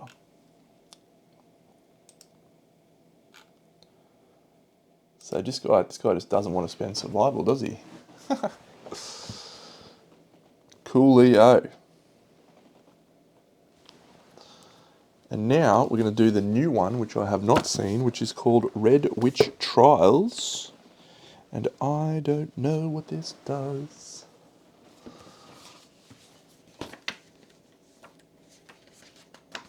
It is in this book, isn't it? Red Witch Trials?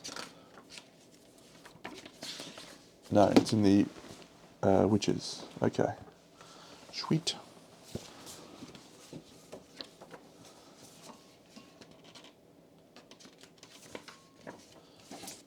This is in here, I think.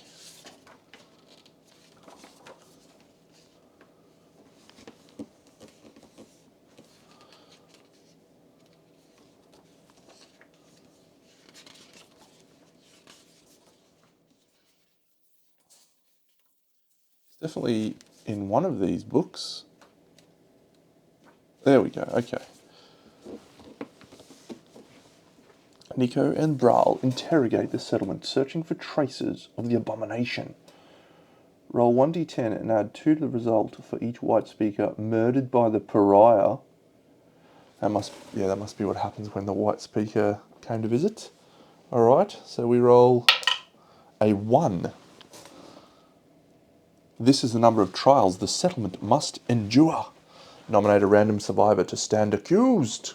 So we have 15 survivors. Yep. So the first 7 will be 1 to 5. So it's the first 7, and then we'll roll survivor number 7. So 1, 2, 3, 4, 5, 6, 7. Licorice, our pondering deadest, is going to have a trial. And she rolls the hands. Suffer the hamstrung severe leg injury.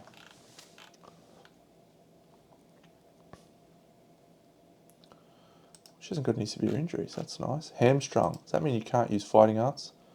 Yeah, that sucks.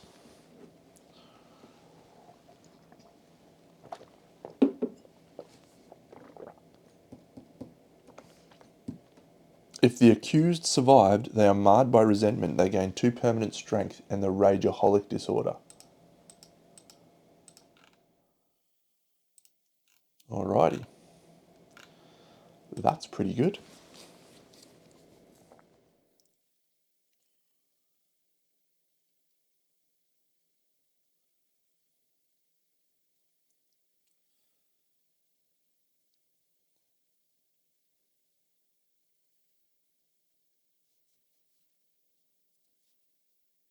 You can confess and just... Red Witches cleanse the settlement. Lose endeavours and erase resources from the settlement storage equal to the number of remaining trials. Okay, well that was fine. Note to self. Never take Seer's eye. Game over.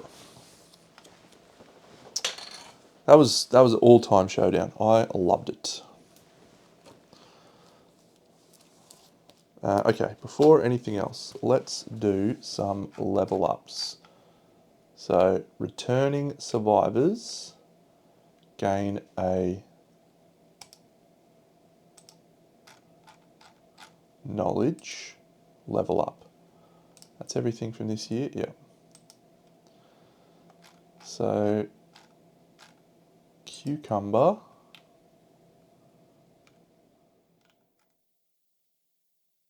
Cucumber has to gain Wanderlust 2. Epiphany Imagination.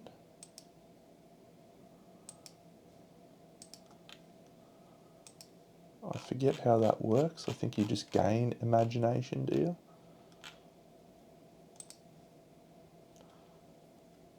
Oh yeah, that's great.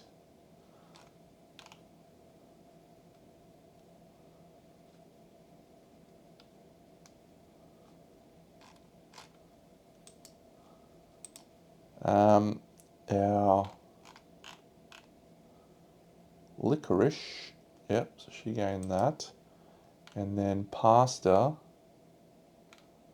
has to gain Evermore. Hate that. Hate that.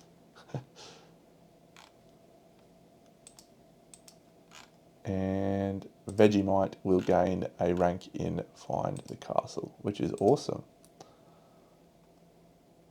Okay, so now we deal out things at the forum for knowledge.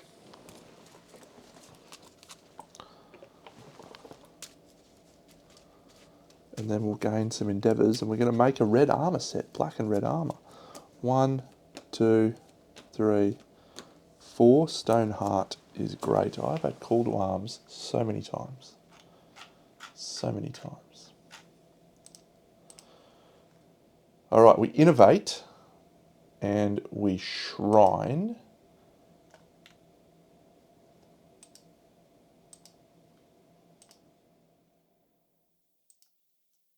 And we have a returning survivor who may ponder, which is Licorice. She's in a ponder. She's only ranked 3. Wow, she's going great. Where's Dark Eye? Is it this one? Rank 3? No, it's rank 2. Okay. Just basically gain Blackheart or, yep, gain a permanent strength. Holy shit. Licorice. What is happening with her strength? Oh yeah, Rageaholic.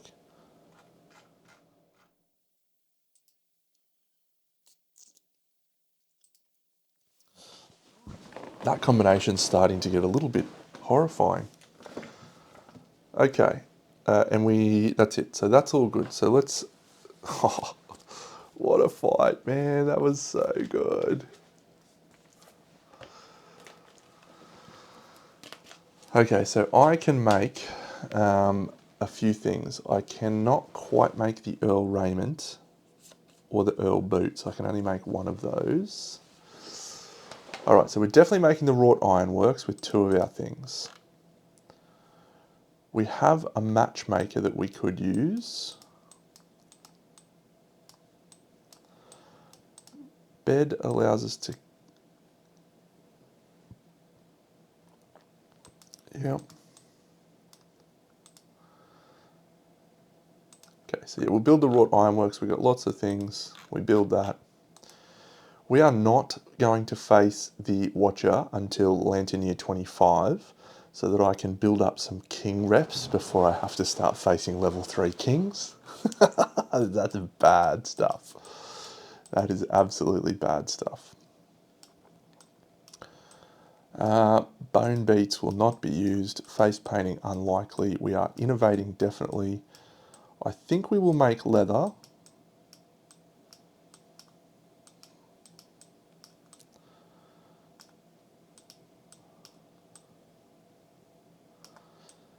And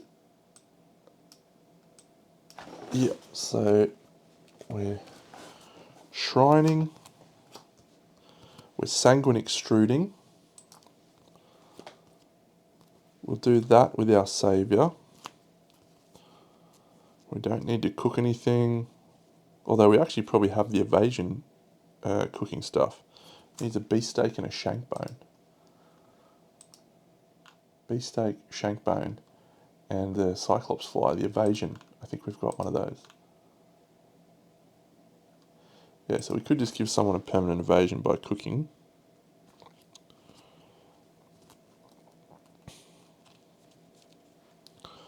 I'll consider that this year.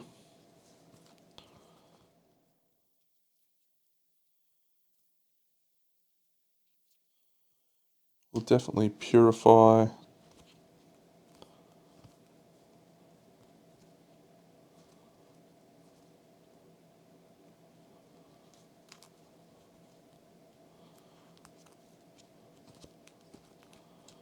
And that's nutrition. No, okay.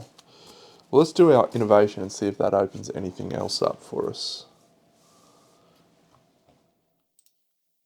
Yeah, sanguine extrusion. So we had 9. So innovate, sanguine extrude, shrine, and 2 for making the wrought ironworks. Cool.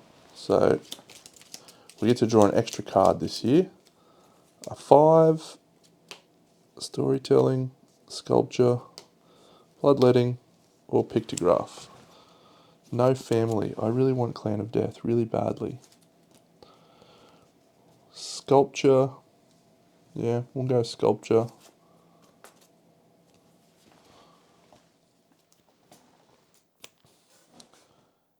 And that means that we add pottery to the deck.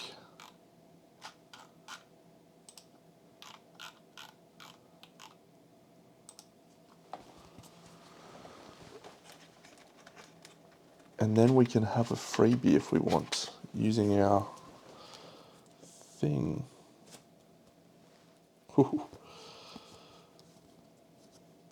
It's so exciting.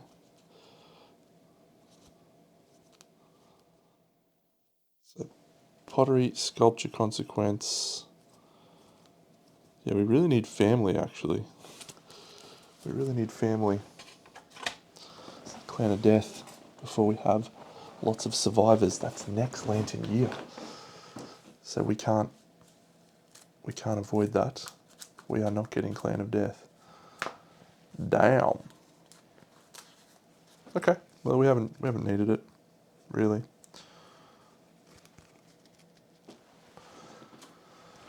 So let's look at our savior. The savior has 8 XP, and so we are going to use their free innovation to start thing. So they're going to go to 14, and they're going to gain partnership to our settlement.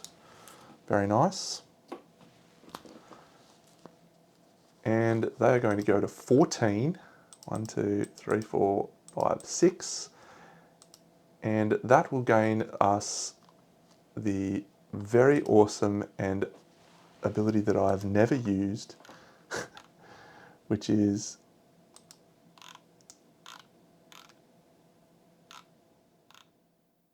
something. I can't even tell you what it's called because I've literally never used it.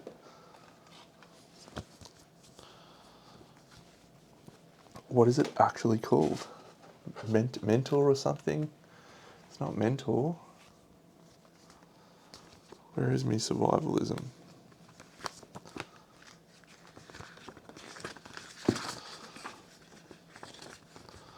It is Shadow Caesar.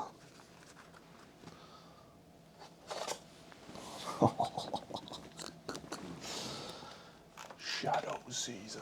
There it is. Okay, so that says you control the settlement. Every Lantern year, you choose the departing survivors. You may nominate anyone to depart, even those who are retired or could not otherwise.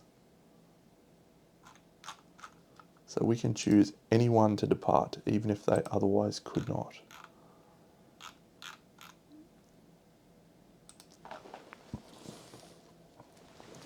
How interesting. All right, we're going to scrap smelt. So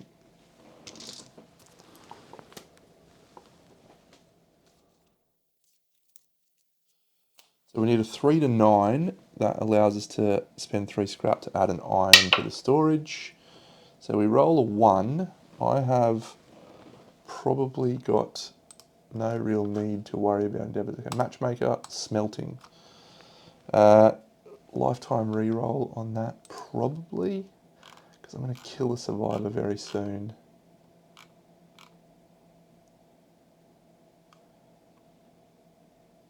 Yeah,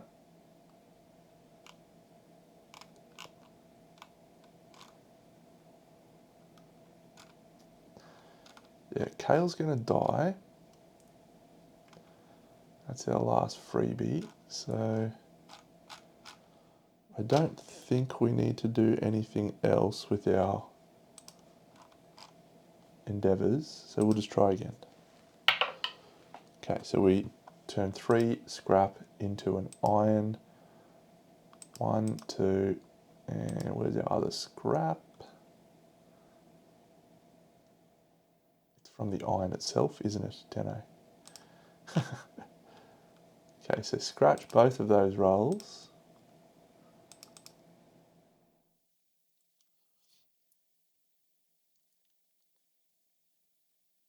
Scrap smelt, scrap smelt.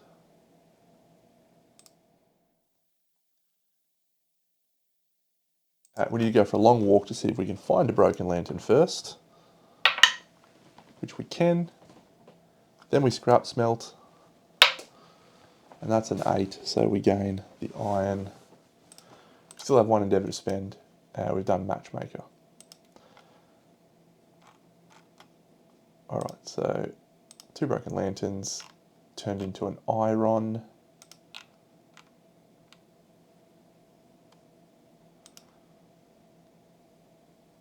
It's not 2 perfect crucibles, then it's 2 iron.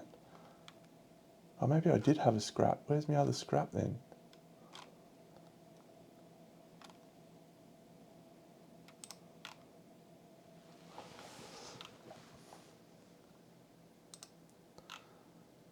The King's Cloth? No. Screaming Antelopes.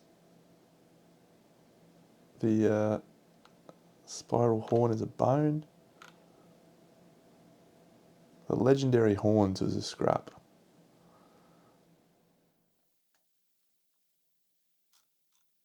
Could have used those. I don't think I need to worry about that.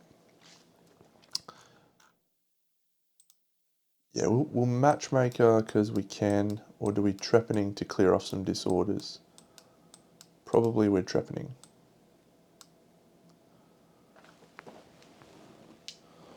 Because we're going to get 9 population next lantern year. Yeah, we'll trepanning to cure a disorder on someone who has a bad one.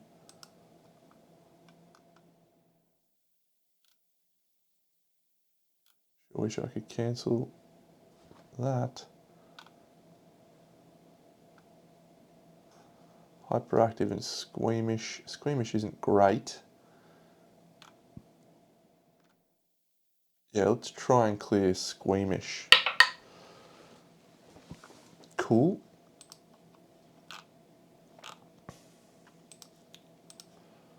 Trepanning done.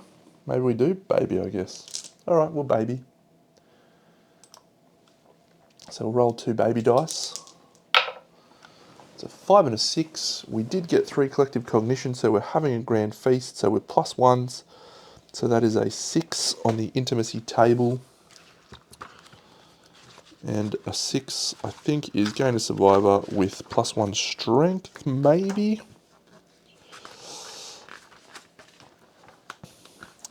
No. The parents gain 10 survival, and the newborn gains a knowledge from one of their parents. Ooh.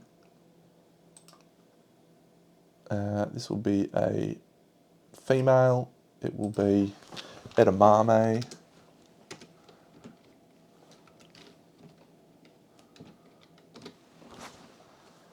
The parents will be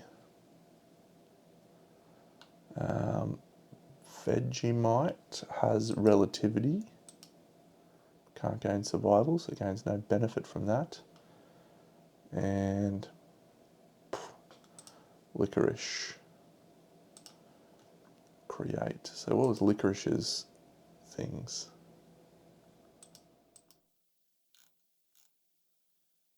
Death Poet 3, Evermore, Tenacity. No, let's actually go with Blackheart. Yeah, let's go pasta and we'll get Blackheart.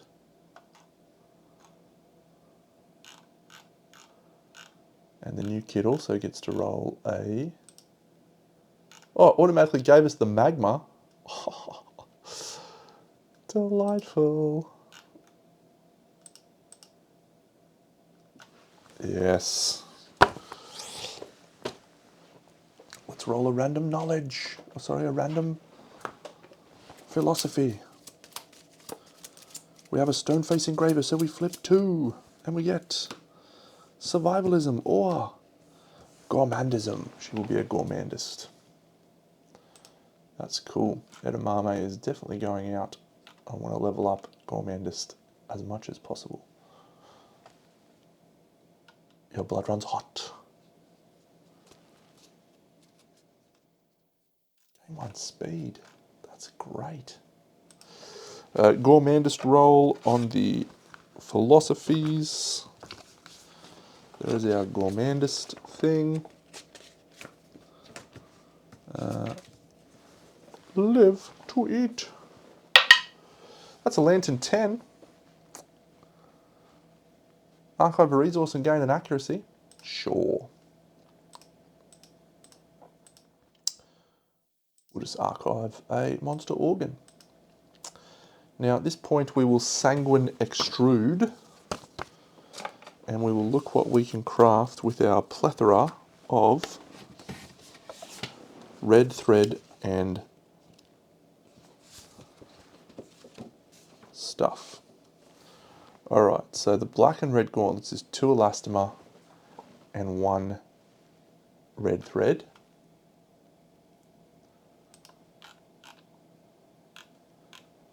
So 1 red thread, 2 elastomer. The black and red cuirass we've made, the black and red tonnet we've made, the black and red greaves requires 2 elastomer, 1 red thread and 1 bone. And the armet requires 2 elastomer and an iron. We do not have enough elastomer, so that's a real shame. So we will take on the hyperlastic bow, no. Hyperlastic shield, no. Okay, so we're going to go out and we're going to try and get 1 more elastomer so that we can make the full black and red armor set. But that means we've still got 2 iron, and so I think we will make the Earl chest piece, which we didn't craft before. Pattern gear, Earl raiment. What do the Earl boots look like? Don't know. Iron, shank bone, organ. They don't do anything for us. So yeah, we'll just take the raiment.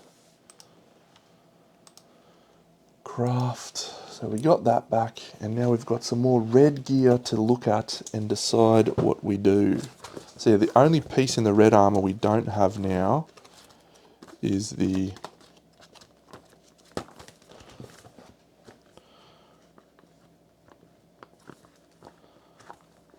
armet, because we need an elastomer and an iron. Yep, so we don't have that, but we do have that, and we do have that. Is that right? So we've got the cuirass and the tonlet already. We've made the gauntlets, and we've made the greaves. So we just need the helmet. Very cool, Dano. Okay, we're all about iron. We need to get some iron. Let's decide who's going out. Are we doing 1 more hunt, Dano, or is that too much? That was a very involved showdown. That was 2 hours and 20 minutes for that showdown. Yeah, I think we'll tap out at this point. Let's just muck around with our grids now for a bit. It's a Dragon King. Maybe we just go a level 1 Dragon King, or level 2. I can knock that over pretty quick, I'm sure. Don't be pathetic, Dano. Play some Kingdom Death, you scumbag.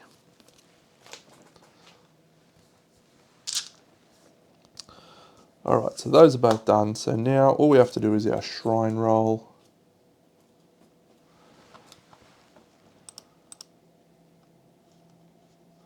So who's departing? Edamame, yes. Vegemite? Yes. Can't dash. Vegemite's probably tapping out. Did I pick Relativity or did I pick Blackheart? Alright. Pasta has been an absolute star. So we'll do Pasta. Taco's about to die, so it doesn't matter what we do with him. That's next year, actually. So let's go out with Bolognese and Bean, our gatherist. And Cucumber, our Wanderlust guy, can stay at home. Yes, that's cool. So she is going to get to retirement soon, maybe.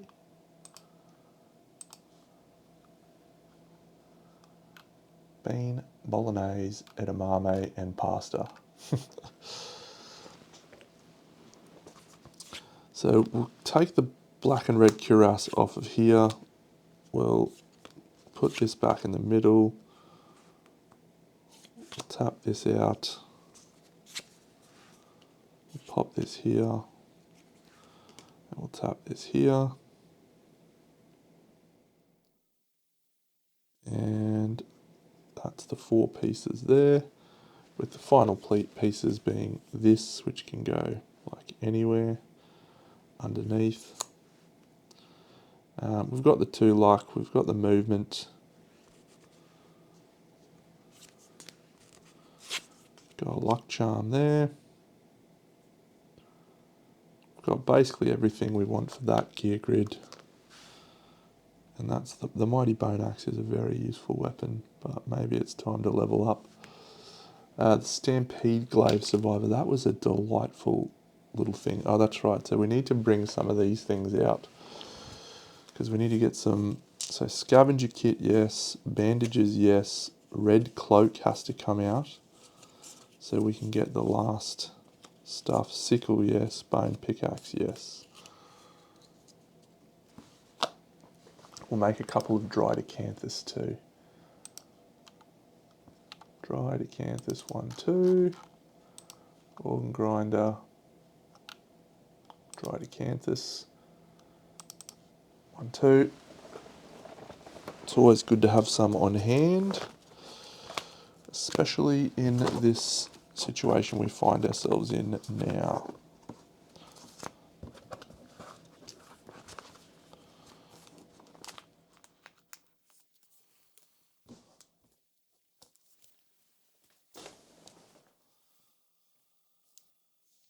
Durandal was awesome.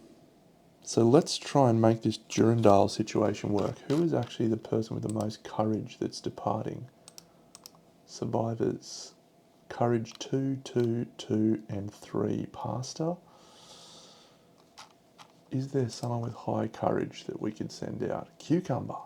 You could be a sword wielder, Cucumber. 4 courage is sick.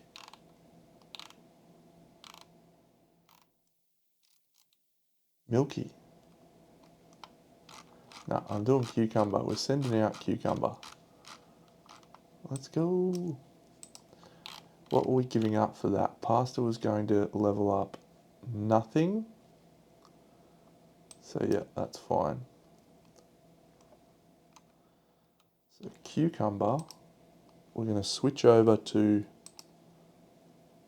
sword, I guess. And we are going to remove all of this gear. And when you depart with 1 or less, thanks to Durandal, at each hit location, add armor equal to your courage to all hit locations. That is an awesome ability. Why have I never seen that before? I know why I've never seen it before, because that is borderline impossible to craft.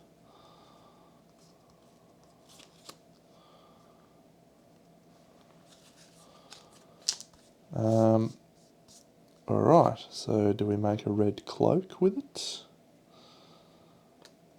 Bandages, yes. Red cloak, yes. We've got 3 from that. We can pop a scavenger kit on there. We can go a dried acanthus.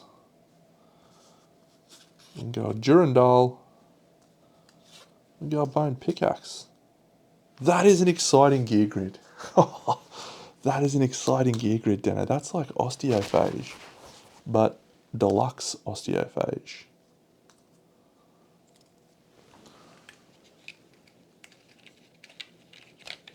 I am intrigued by this gear card. So our saviour is just sitting in the settlement. She's not doing anything else. I hope she's not going to become murder bait, is she?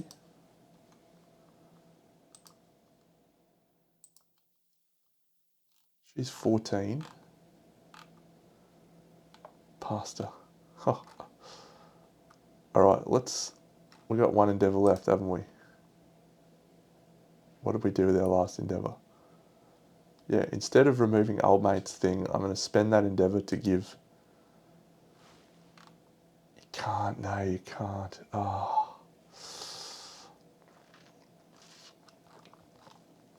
If we get murder, we get murder. We lose our saviour and we lose Durandal. That would be awful.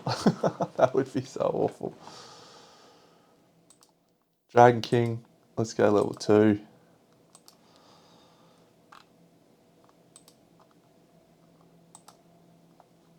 Cucumbers, gear grid, new empty loadout. We're going to call this Durandal.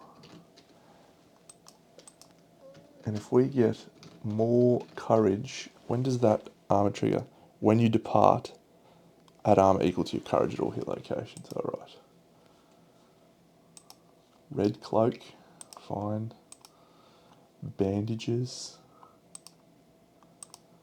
Man, I have never once used this item, and it could have just rocketed up to be my favourite item ever.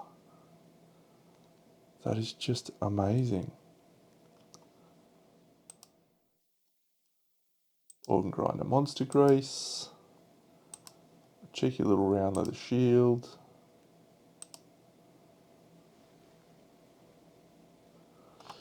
What does that say? If you depart with one or less after all other departing bonuses. Okay, so we can't do shrine, or we can't use the leather shield.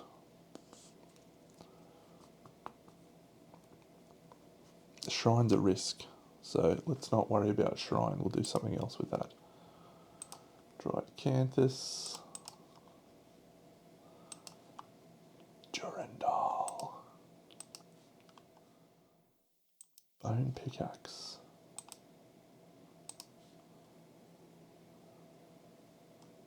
We're probably better off with the sickle for you, because you can get bleeding tokens if you fail on the bone pickaxe.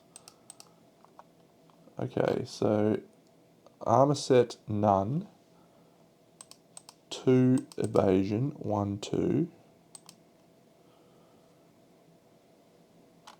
I reckon we might be better off with the meal gear here. Supreme stew. And is this guy, yeah, supreme stew.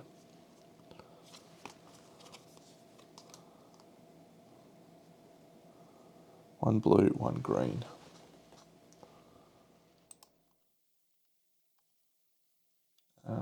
Meal gear.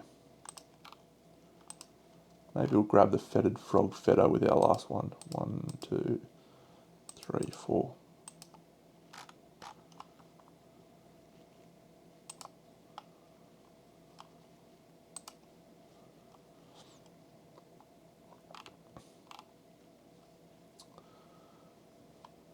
You may spend 3 Lumi to gain a rank of weapon proficiency. Oh, this guy's got immortal. Alright, let's remove immortal. I don't like immortal. I want to spend survival. Thank you. And that's because we rolled that removal of that disorder before. That's not just me going, I don't like immortal, I'm taking it off. Again, normally I do this stuff off camera, so it slows everything up a bit. Alright, Bean is our... Oh, she's... You know, we need to level up Gatherism, Invasive. She's going for Axe proficiency. Do we go the Stampede Glaive setup here?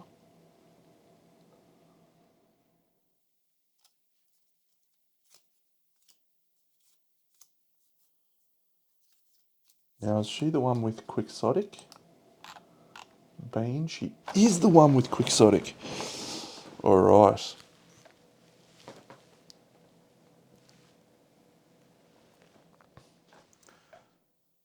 Gatherism, Phytologist, Invasive 3. And Phytologist, she's going to level up 2. Alright. So we're clearing off our frog dog stuff except for the boots. And we're going to use the black and red cuirass. And we're going to use the black and red gauntlets and greaves. We just haven't got that, and we haven't got that for our completed Earl and black and red sets. So that's fun. I am actually wildly jazzed about this Durandal situation. And it's just ethereal, so anyone can use it. Get around him. 5. So that's all fine. So that's probably a shield. So let's take that and give that a shield. So we want that person to survive as much as possible, because I think that is going to be Bolognese. Blood donor, +1 next departure. Or is that +1 luck next departure? Maybe we do go Fish of Abundance with the Savage Mighty Bone Axe. Sure. I've changed my plan. Alright, so that, I think that's basically what we had last time. How do we make this set work? So we need the blue down. Problematic.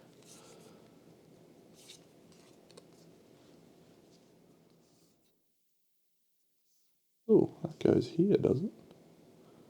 Okay. Is this a grease? It is a grease. Perfect.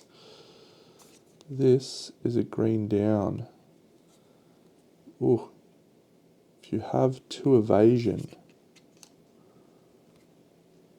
while you have 5 or more resin gear in your grid, we're going to have 4 resin gear. Damn. I wonder if we could actually craft one of the other resin pieces of gear. Wouldn't that be interesting? So this can go here and here. That's fine. What don't we have? We don't have the helmet. Alright, so, oh no. Yeah, we don't have the helmet.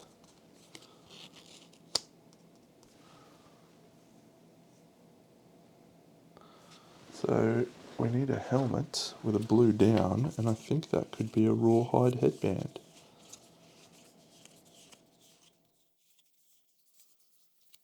Could be a rawhide headband. It can't be a leather mask.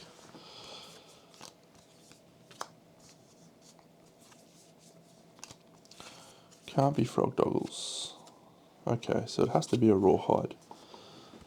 And we need 2 blues to be able to proc that. So if we go that there and that there,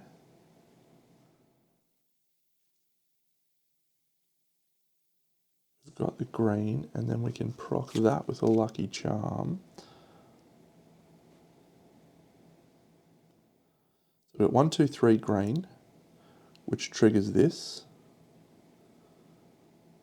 1, 2 blue if we put that there, and then after you transpose, your attacks gain +2 speed, and ignore cumbersome is wild. So we just need a weapon, and the speaker cult knife is our best weapon, probably.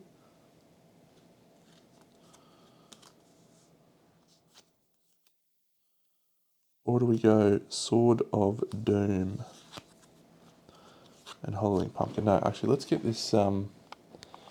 Let's see if the Sanguine Extrusion allows us to make a shield, 2 elastomer and a scrap.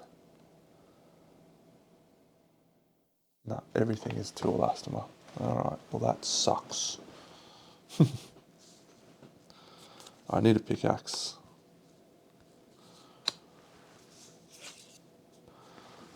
I might take this pumpkin.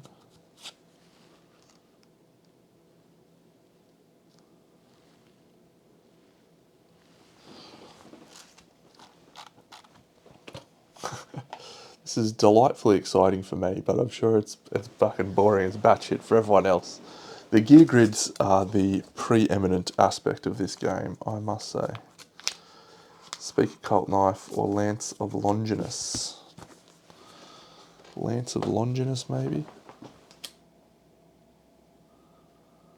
Rawhide headband.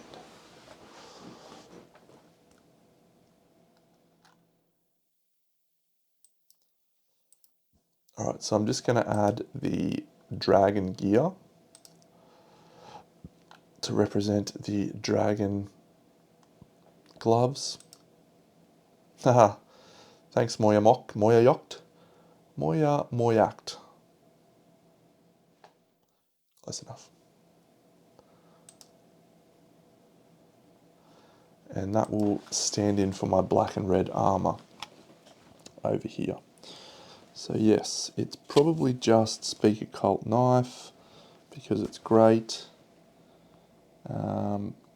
We can't afford a shield. We probably don't need a shield.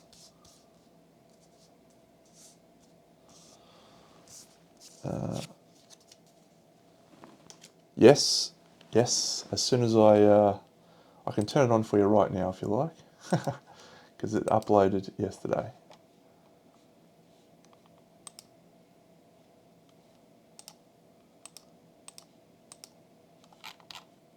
None.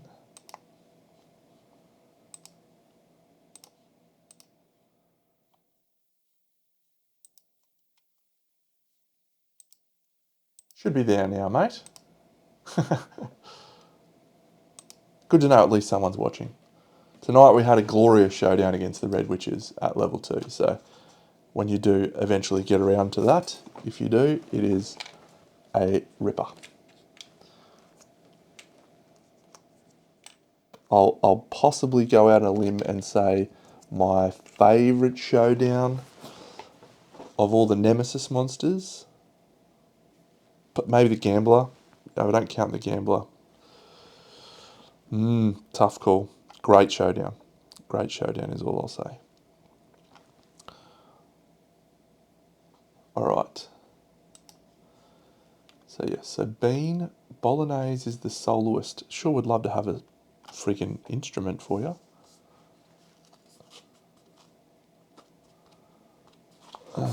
Luck token for Bolognese when we do it. So I've got 2 shields. What am I missing up there?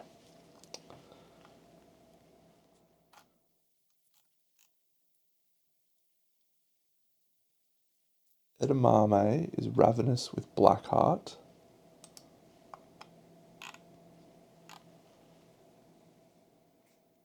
You may spend that to archive a piece of gear or resource with the consumable keyword. Archive it if you did not do that. So we don't really want to eat our grease. So we need the sickle. Yeah, I could not agree more. And I've used Atlas in previous campaigns, mostly because I find the Slender Man to be not much better than the King's Man. He's just fine. I don't find him as interesting. He's got cool gear. Atlas, at least he's a pretty like funny fight, and he does some interesting stuff.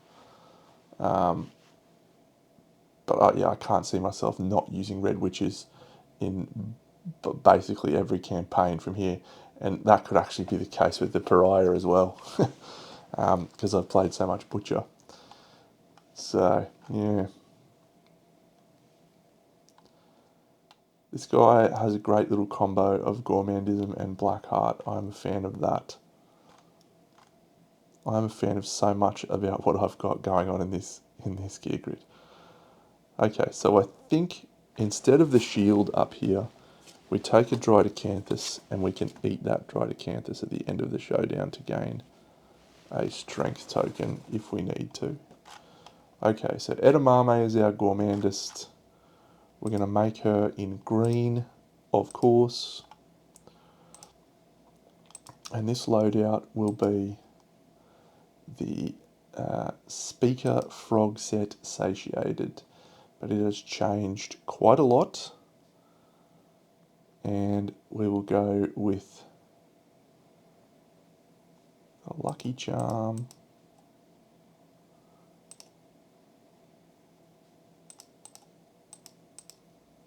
Alright, so this dragon belt goes here. So this is the dragon vest. This is a rawhide headband for the blue down and nothing else. This is the speaker cult knife. This is a dried acanthus. And this is the dragon hands. And this is the dragon gloves.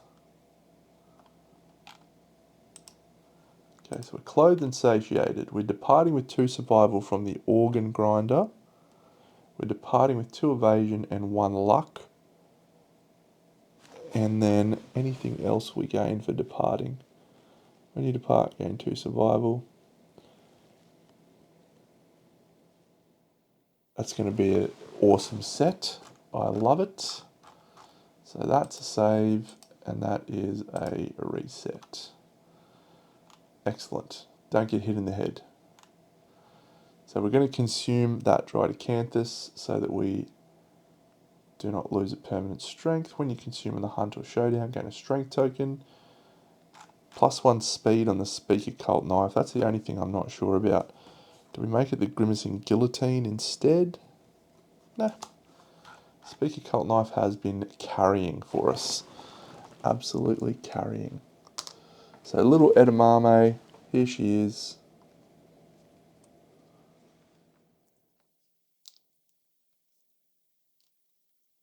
Let's go edamame. Cucumber. Cucumber's coming in with this crazy Durandal set. So cucumber.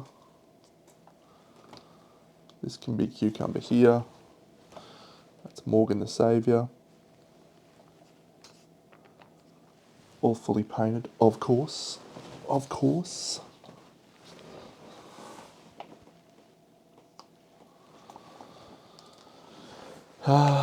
Okay, so that, let's just confirm that. We have 4 strength from the Supreme Stew. We have 2 evasion from the Monster Grease.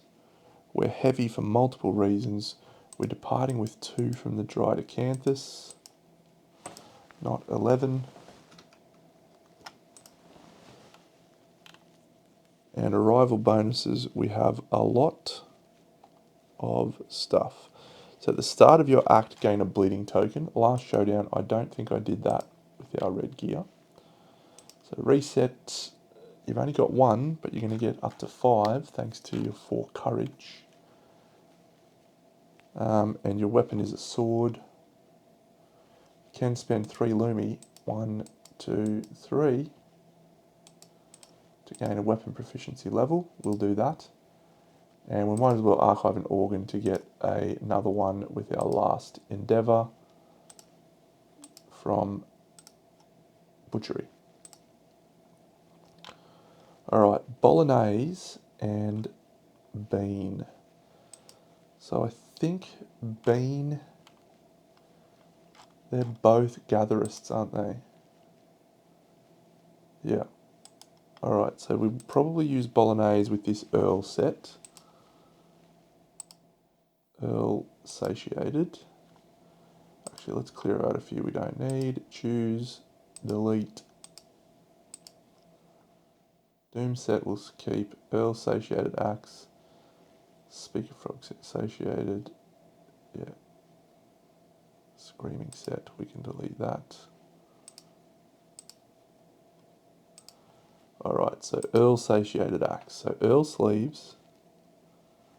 Earl tassets. Earl jawguard. Lucky charm. Fish of abundance. Earl raiment.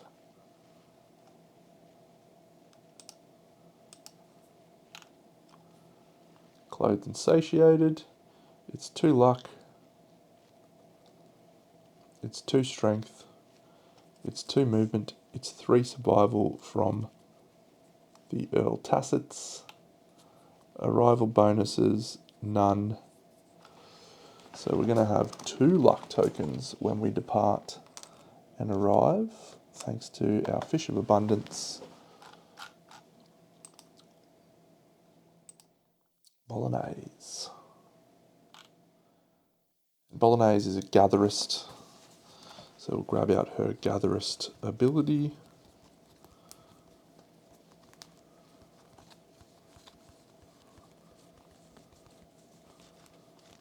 And that is called Invasive.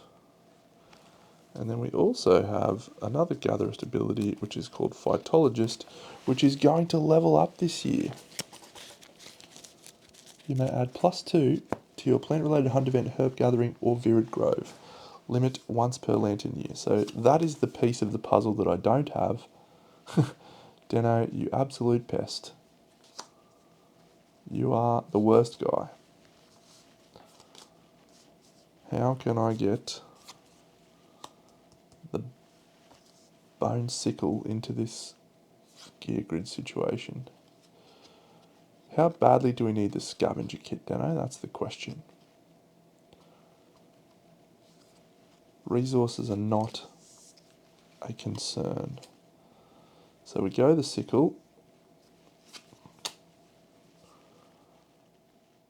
The Hololink Pumpkin is just a fine selection there because it gives us doomed and we can get armor. And in a pinch, it's consumable, so might be bad to consume that. All right, this looks very exciting. This is a very exciting selection of abilities. I'm going to have to shuffle these. Do I want to purchase any of these knowledges? Frog Kick, Strength Training, Stone Heart. Yeah, let's purchase Stone Heart with Lumi on one of our departing survivors. You do not have enough. Bolognese. Be orange.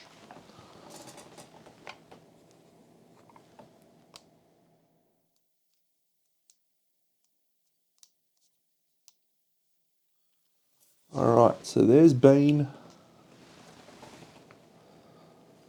There's Bolognese.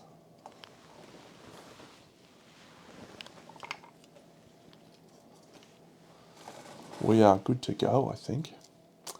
Okay, so someone can get Stone Heart. So it can't be Bean, it can't be Bolognese. It could be Cucumber.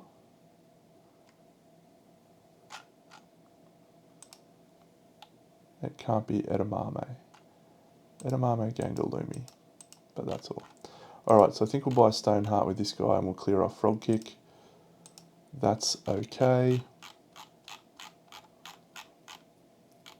Stone Heart is a fine option to keep. Cost us 2 Lumi to buy that. 1, 2, 3. And we will shuffle this deck and we'll give our guy a random knowledge when he departs, which will probably replace Wanderlust. And it is... Oh my god! Moya if you're still here, this is one you may not have seen, but it's one of the new gatherism knowledges. Flora Fantasia. So good!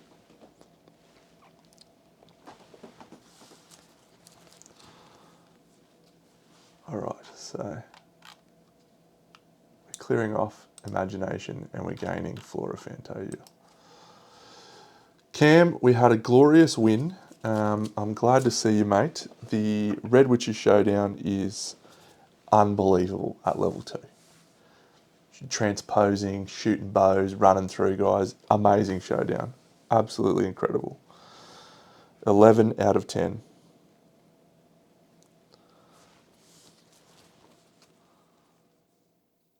And we're tapping out at this point, I think. We're not going to go for another one, but I'll set up a Dragon King level 2 for tomorrow night. mate, that is some of the best Kingdom Death I've played. I absolutely loved everything about that. We've got a guy with Blackheart. We've got a guy with Health. And we've got a Phytologist. Okay. So this is a wonderful time. We're going to have a whole lot of characters coming in next. Oh, mate, I can't see myself playing any other Node 3, whatever they are, Nemesis. Again, like they are just that good. That good. So the last thing we need to do for this thing, we'll remember we are going to kill someone to gain a strength token when we depart. When we kill someone, we gain a resource, and that resource is a monster bone.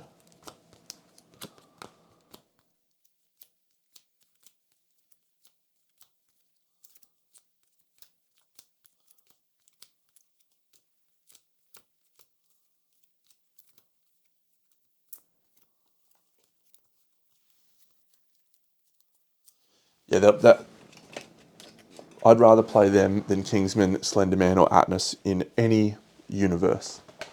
Full stop. So much superior. So much superior. The survivor that we're killing is one of our Nuffies that has 0. I think it's our last Nuffie that has 0, and it's our last opportunity to do that. And it is Kale. Kale, you've done outstanding. We appreciate you. Dead. So yeah, we've killed him. We've gained our resource, which is a monster bone. We're facing a level 2 Dragon King. Get around him. So yeah, we're going to go on a hunt. We're going to go mineral gather. See if we can roll a thing and go down into the depths and get 50 million iron rather than just one broken lantern.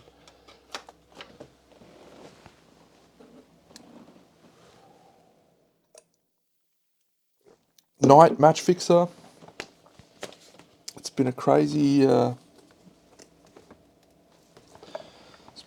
little experience. My girlfriend's like, "What is wrong with you? What is wrong with you? You just keep going to your room and playing with your toys." So yeah, have you seen my toys? It's awesome.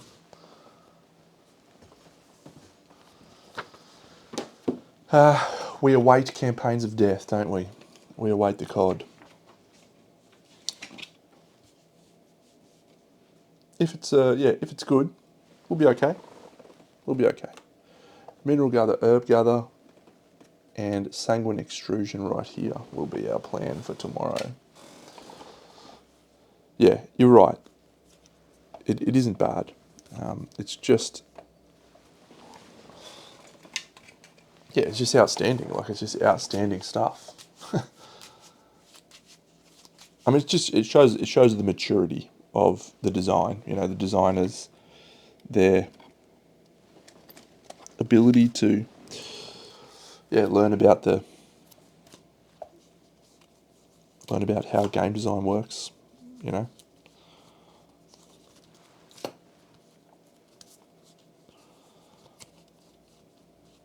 Oh, I haven't fought a Dragon King in forever. This is going to be sick.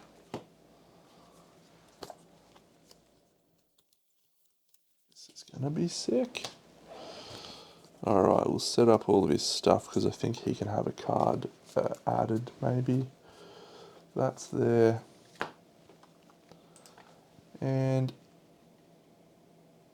that's basically in the right spot.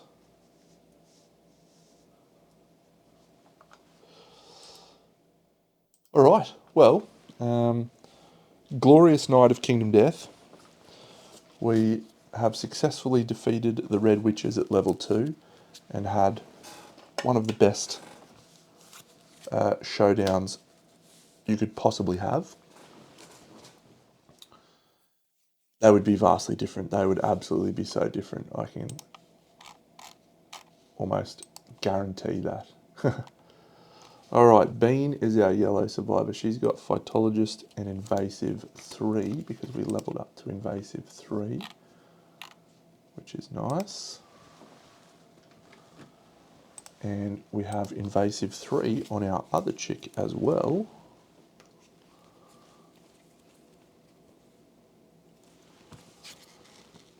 And she has the Fresh Acanthus Bleeding Token ability, which is Depart with a Fresh Acanthus, which is actually a surprisingly powerful ability.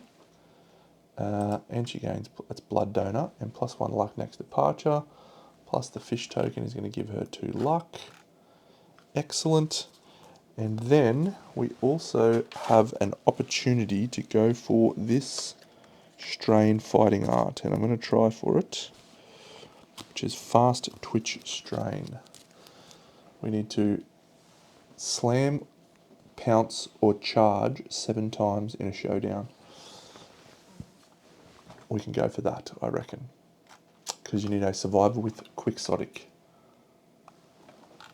And Bean has Quixotic. She cannot surge, but that's okay. We just do that once each turn. Bolognese, a Cucumber, Stoneheart, and what did we get for him? Or her, I should say. Stoneheart and Flora Fantasia. So good. Floro Fantasia. That's just permanent dodges for life. And Edamame is that. This is great. This is so great. Alright, Phytologist is actually pretty good for us too, because we are going to add +2 to our roll for plant-related hunt events. So let's hope we can roll a dead weed and see if we can heal someone. Yeah, have a gander of this. It's the best fighting art. It's dangerous. It's like, you lose the knowledge and suffer frenzy if you do it 6 times. But yeah, you can just dodge without spending survival. Hiya! When the monster's on terrain. Hiya! Hiya! Dragon King on his lava pools. Yep.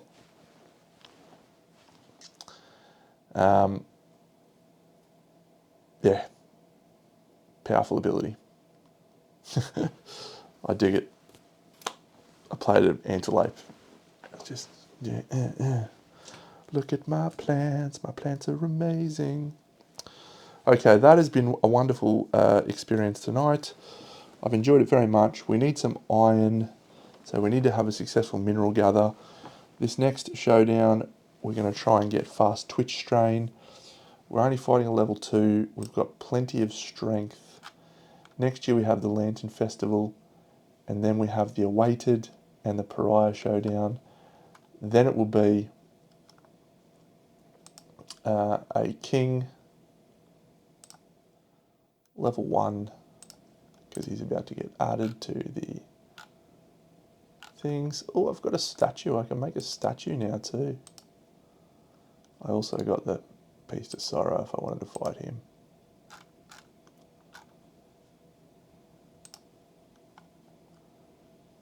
Yeah, so this will be a level 1 king.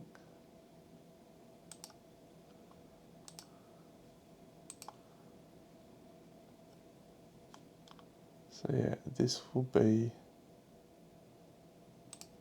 level 3 Dragon King.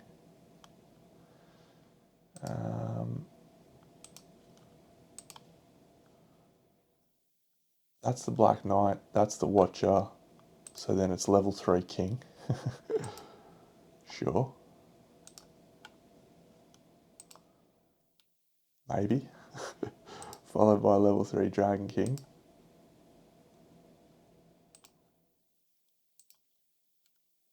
Followed by Red Incursion. Followed by, sure, we'll do another King. Why not? Level 3 King. And then we fight the Gold Smoke Knight. So we're in the tail end now. We've got 10 Lantern years to go. 2/3 of the way through. Alright. I'll be back tomorrow. We shall face off against a Dragon King. Yeah, tomorrow night. I'm back tomorrow night, and then Sunday morning I'll do a stream as well in the morning, which will be the level 3 inverted pariah. Probably we'll play that. Kick ass. All right. Catch you all then. Big Dano out.